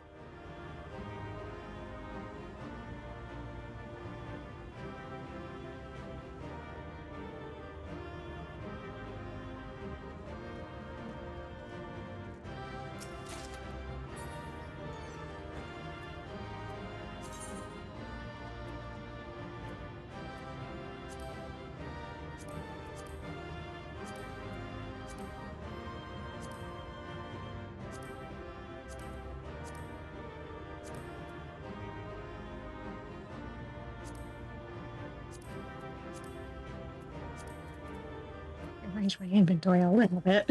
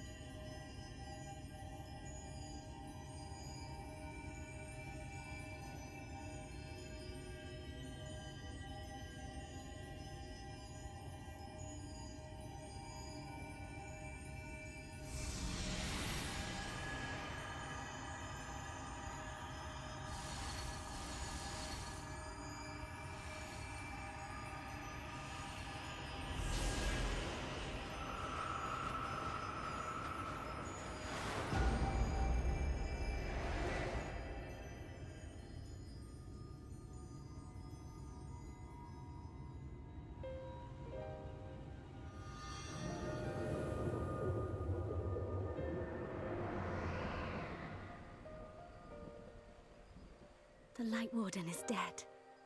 The Blessed's prayers have been answered. Aye, that they have.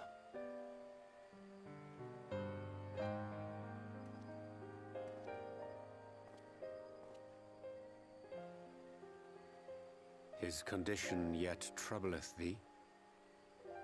It does.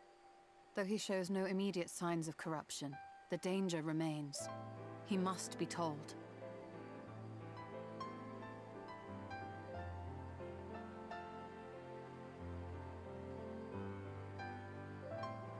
Would you describe it to me, Marie-Ange? Paint for me a picture with your words.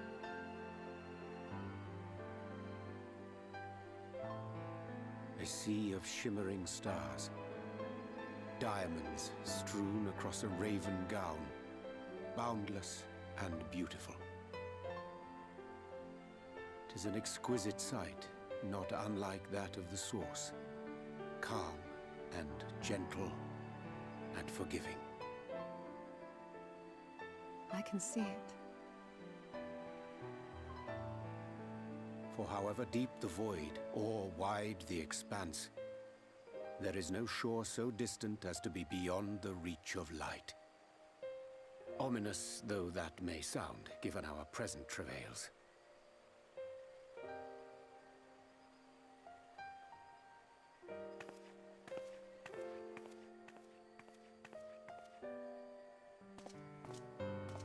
Well fought. Let us return home.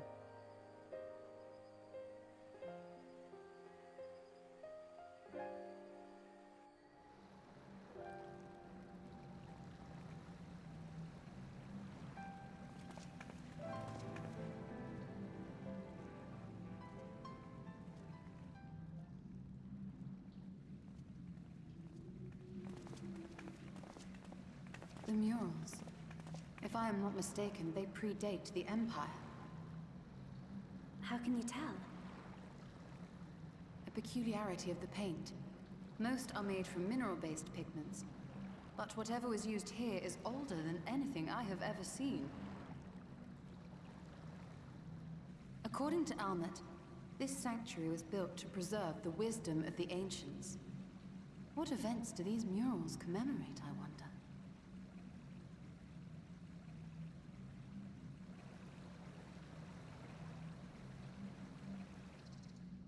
Must you always linger after defeating your enemies? Navigating these halls on foot is exhausting. Come to lead us to safety, have you? I was bored. But how is the hero of the hour?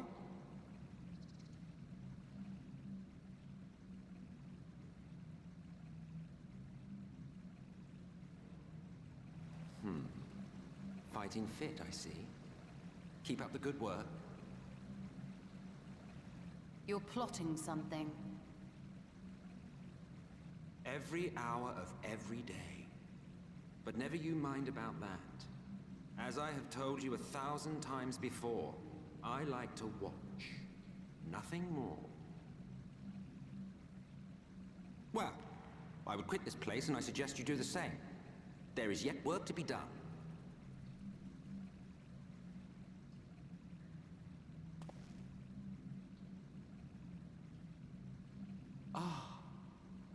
There is a sight to bring a tear to the eye.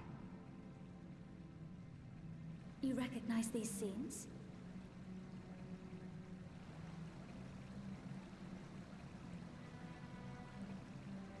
That I do. Indeed, there was a time when anyone and everyone would.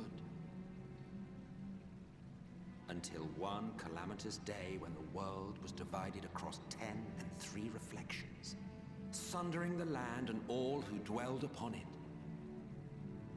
And the worst part? No one could remember it. Not really.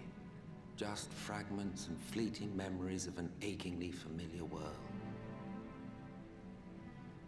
A vision shared of a paradise lost, preserved only in song and scripture and paint. Once upon a time. Yet here we find ourselves again, to look, learn, and remember. Then share with us the stories you know so well. We are listening.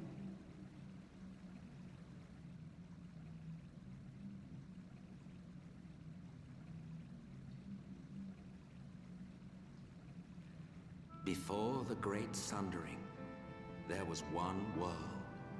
A world that knew naught but peace and prosperity. Until it was faced with a crisis. Unprecedented, terrifying. Civilization found itself perched upon a precipice, staring into oblivion. But through prayer and sacrifice, the will of the star was made manifest. Zodiac was his name. And by his grace was the calamity averted. Zodiac.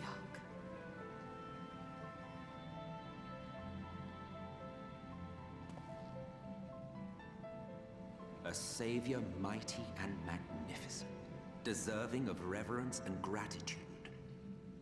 One would have thought, yet some thought otherwise.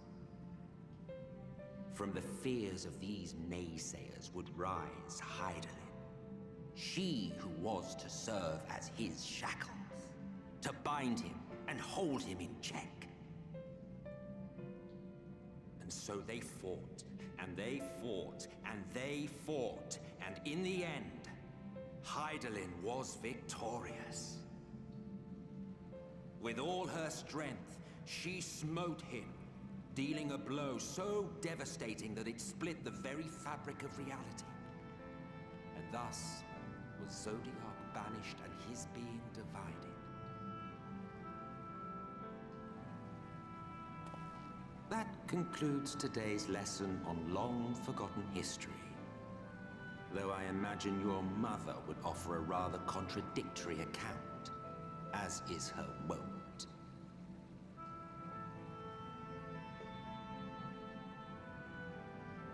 I'm sorry. I can only assume I misheard. But it sounded an awful lot like you were implying both Zodiac and Hydaelyn are not gods. But... What? Not gods of the first? Is that what you thought these paintings depicted? Or... Oh. Oh. They are gods after a fashion, yes. But no different from the kind with which you are so intimately acquainted. Formed of faith and prayer, of conviction and devotion. The eldest and most powerful of primals. You have spun quite a tale. Yet you have not explained the role of the Ascians in all of this. How is it you are privy to ancient secrets lost to time?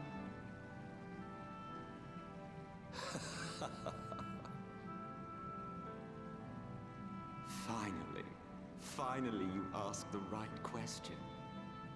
And shrewd questions warrant honest answers.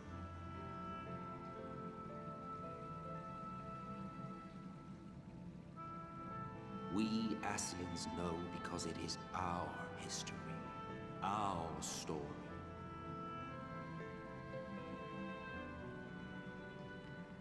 It was we who summoned Zodiac, we natives of that sundered paradise.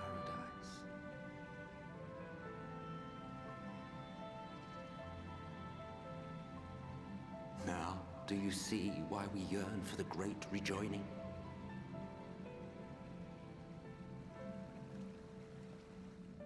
For our world, for our people, for all creation to be made whole again. Wouldn't you wish for the same?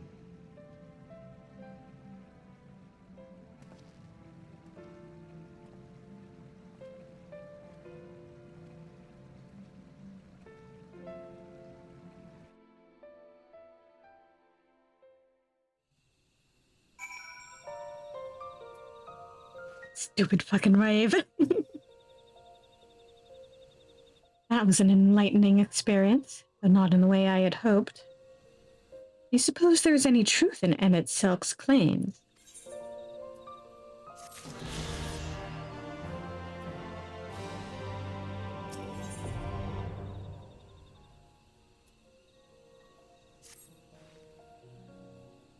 Though recent events plainly warrant further discussion, I think it best that we wait until Fanow and the others are present.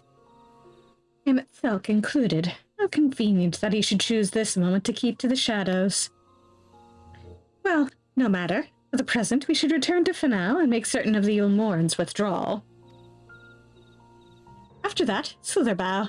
The Blessed are no doubt elated by what has become of the sky.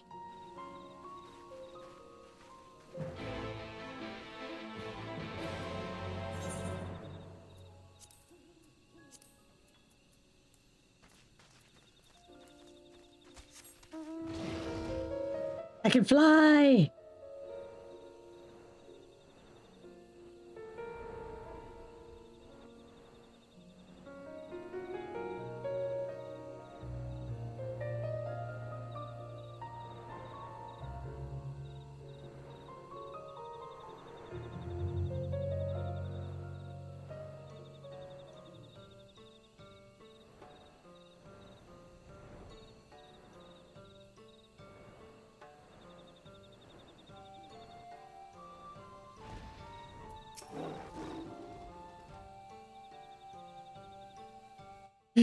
Exactly. You are returned and unharmed, I see. Indeed, I'm pleased to report that the Light Warden is no more, thanks in large part to you. That the death of a single Sin-Eater should make such a difference. As our numbers waned, so too did our hope that the runes we have devoted our lives to guarding would ever find purpose. But here you are, the allies for whom we have waited these many centuries, and with your arrival came the chance to pass on our legacy, the ancient wisdom of the Empire. It alone would have been reward enough. Never did we imagine it would serve to banish the light that pervaded these woods. On behalf of the Viis, our forebears, and the late Emperor of Ronka, you have our deepest thanks.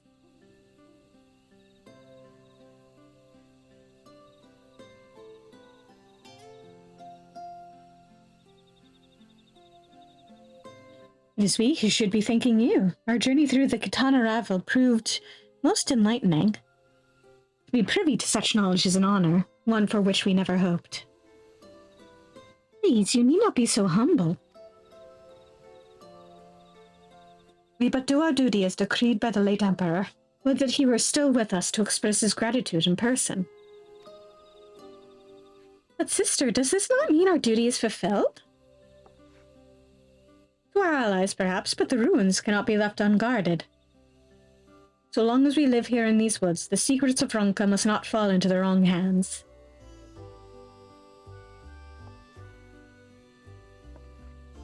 Is Runar still here? No, we escorted him back to Slitherbough shortly after you set out.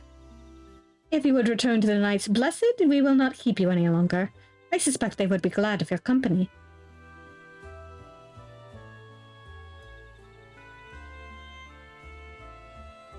Thank you, Almet. I look forward to a day when we might share a more leisurely visit to the ruins of Ronka.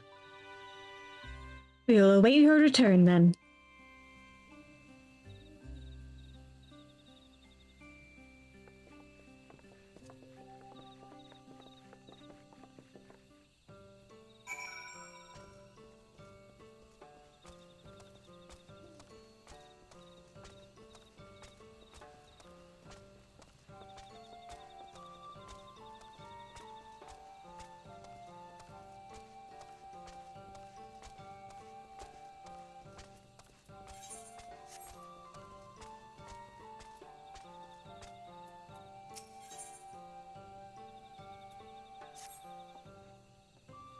Svaran, you could not have come at a better time.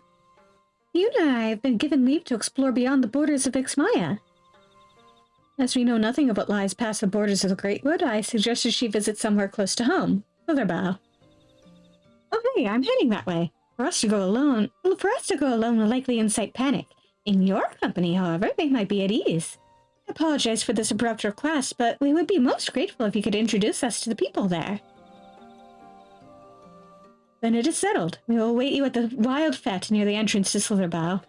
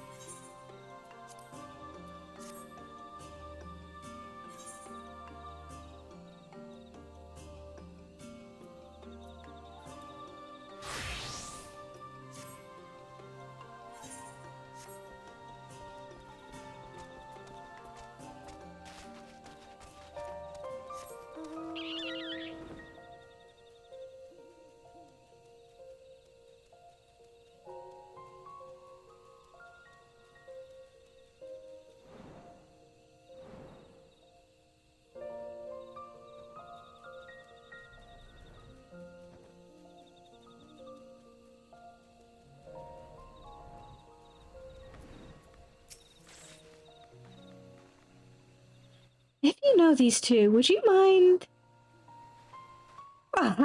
We've been expecting you, Svaran. Your coming was foretold in the Gospel of Quinport. The Great Serpent speaks to me once more of azure flowers, sacred temples, and secrets engraved on an ancient tablet. A calamity is upon us, friend, and our divine protector would see it averted once more.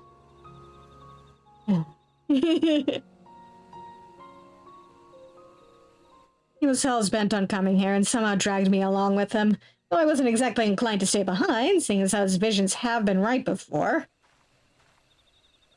Do you know anything of this talk of visions and calamities? Oh boy, buckle in. The calamity, yes, it can only be avoided with the guidance of the Great Serpent. Have you seen it?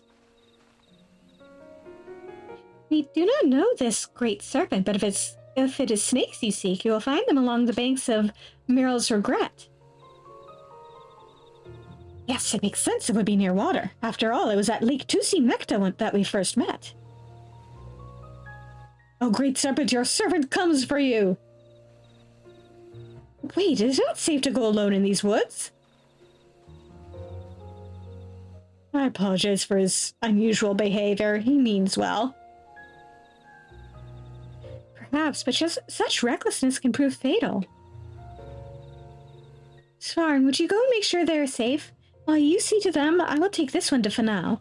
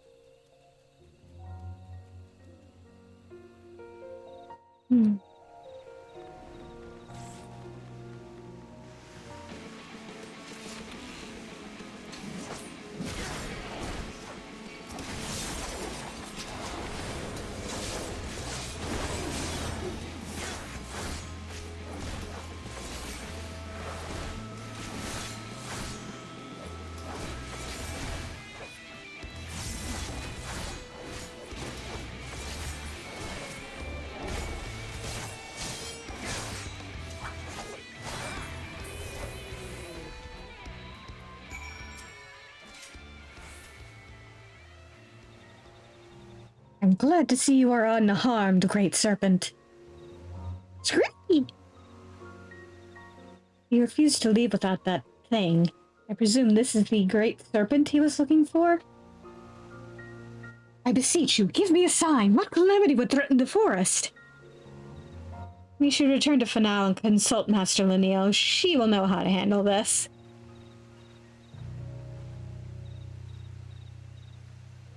Wait, oh great one, this ground is not fit for you to slither upon. Allow me to carry you.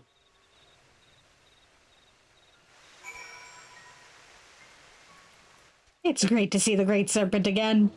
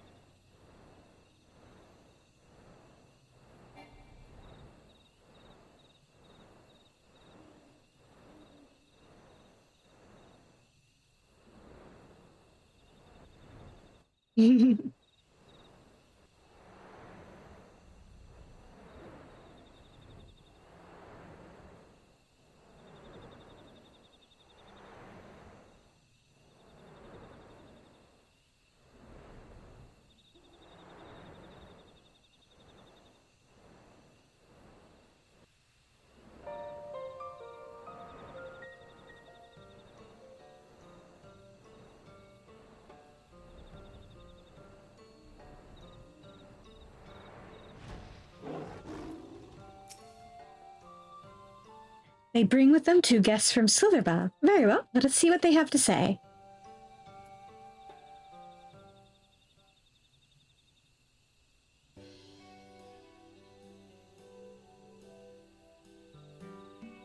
This is the great serpent? Scream! A most fortuitous turn of events. This gift you speak of is not unknown to us. Though it is rare, a child of Fanow born with such a gift would be appointed Keeper of Whispers. It would be most unwise to ignore this vision. Keeper of Whispers. Yes, I rather like that title.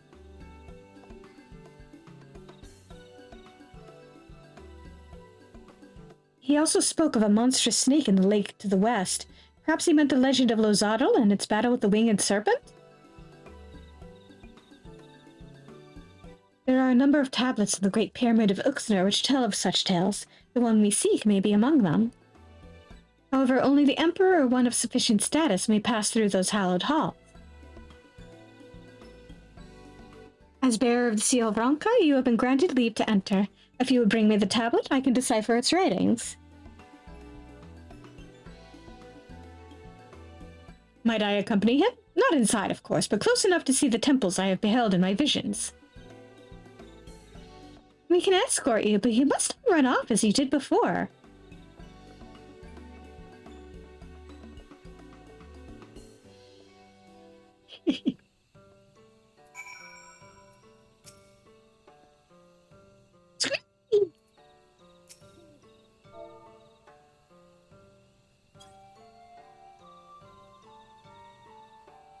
Yeah.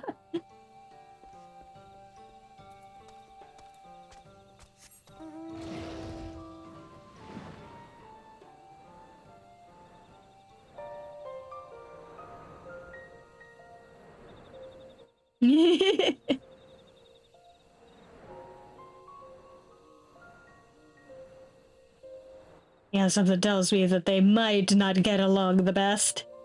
If only because rambunctious unicorn.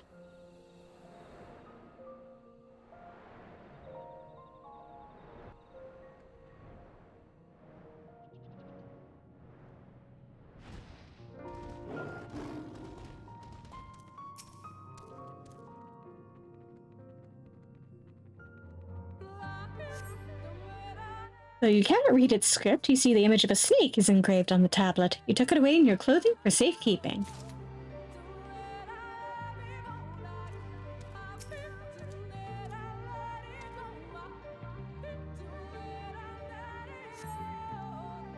Though you cannot read its script, you see the image of a coral is engraved on the tablet. This likely has nothing to do with the Great Serpent.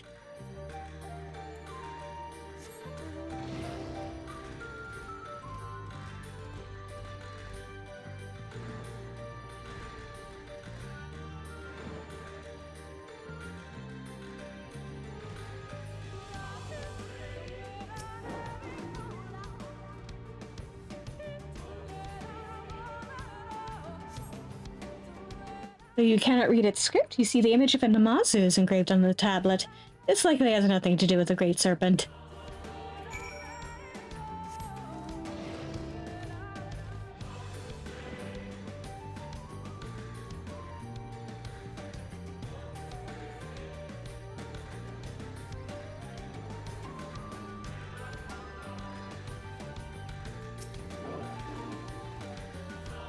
The tablet, you found it. Come, I would know what secrets it hides.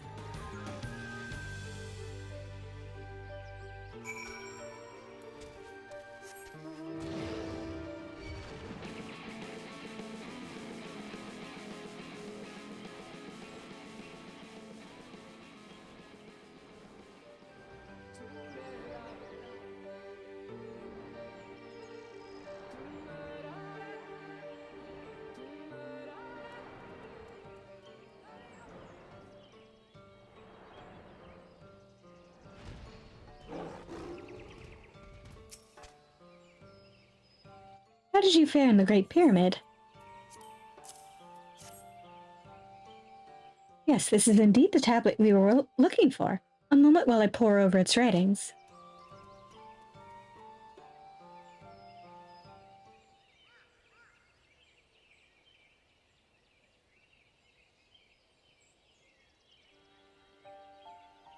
Thank you for your patience. I have finished deciphering the tablet, and its contents were informative. By the Emperor's command, the stone giant Lozadal did clash with the serpent. The battle raged for many days and many nights, and finally, the ancient guardian stood triumphant. The dreaded snake was sealed in an immense jewel, its true name never to be uttered again. The years spent in slumber quelled its rage, and the seething ire it once exuded became a benign aura. Man came to worship the jewel, and thus the great destroyer became the great protector of the wood. After the Great Sealing, the Emperor commanded his fiercest sentinels to the east to keep guard of the Great Pyramid of Uxnar. To the west, he sent his priests who would watch over the slumbering serpent from the covered halls of Dwaddle. Together they would protect the Empire, and so did it thrive. Alas, in a strange twist of fate, the temple to the west would be submerged beneath the waters of Lake Tusi Mekta, its priests drowned. Lamenting their loss, the great protector thrashed and writhed within the great jewel, stirring the power of the earth, causing the trees to grow ever thicker, ever greener. And the guards of the pyramid would become guardians of an ever-expanding forest. And the Viis have remained here all this time? Incredible! But Master Lenil, were there really protectors other than us in the Great Wood? I cannot say for certain, but this is not the first time I've read such claims in our ancient texts. Can you imagine it? 2 tribes protecting the whole of Raktika.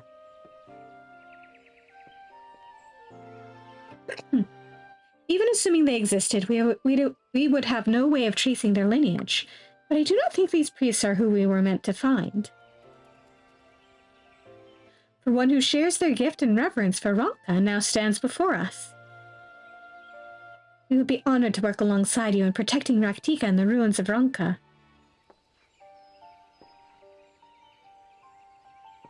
It would be an honor, but I fear I am not worthy of such a position. It is not a question of worthiness. It matters only that you are willing. And when the time comes, I intend to leave and search for our Viis sisters who would join us. Perhaps this is the calamity my visions foretold. The plight of your people, the growing reality that Ronka's history may one day be lost to time. He'll never tell.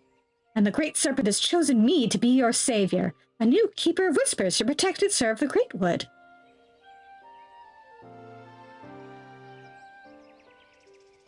Speaking of which, where did the snake go? It was here but a moment ago.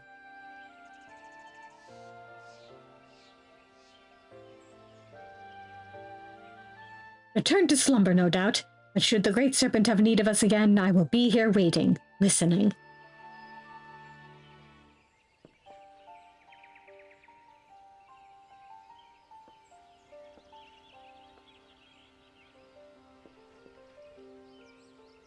If his head weren't in the clouds, he might notice. I don't suppose you'd be willing to take it with you before he comes to his senses. So long as it remains here, I'm afraid he'll be convinced a calamity looms around every corner. Great! Go on, take it. If all that stuff about the Great Serpent is true, we'll still have his visions to warn us of danger.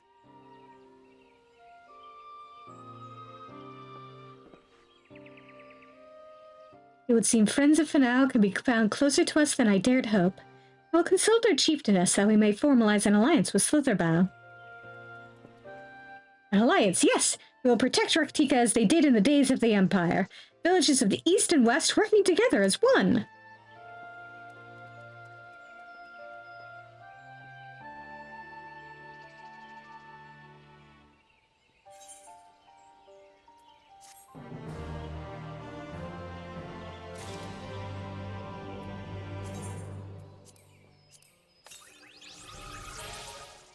And with that, I think we should call it a night.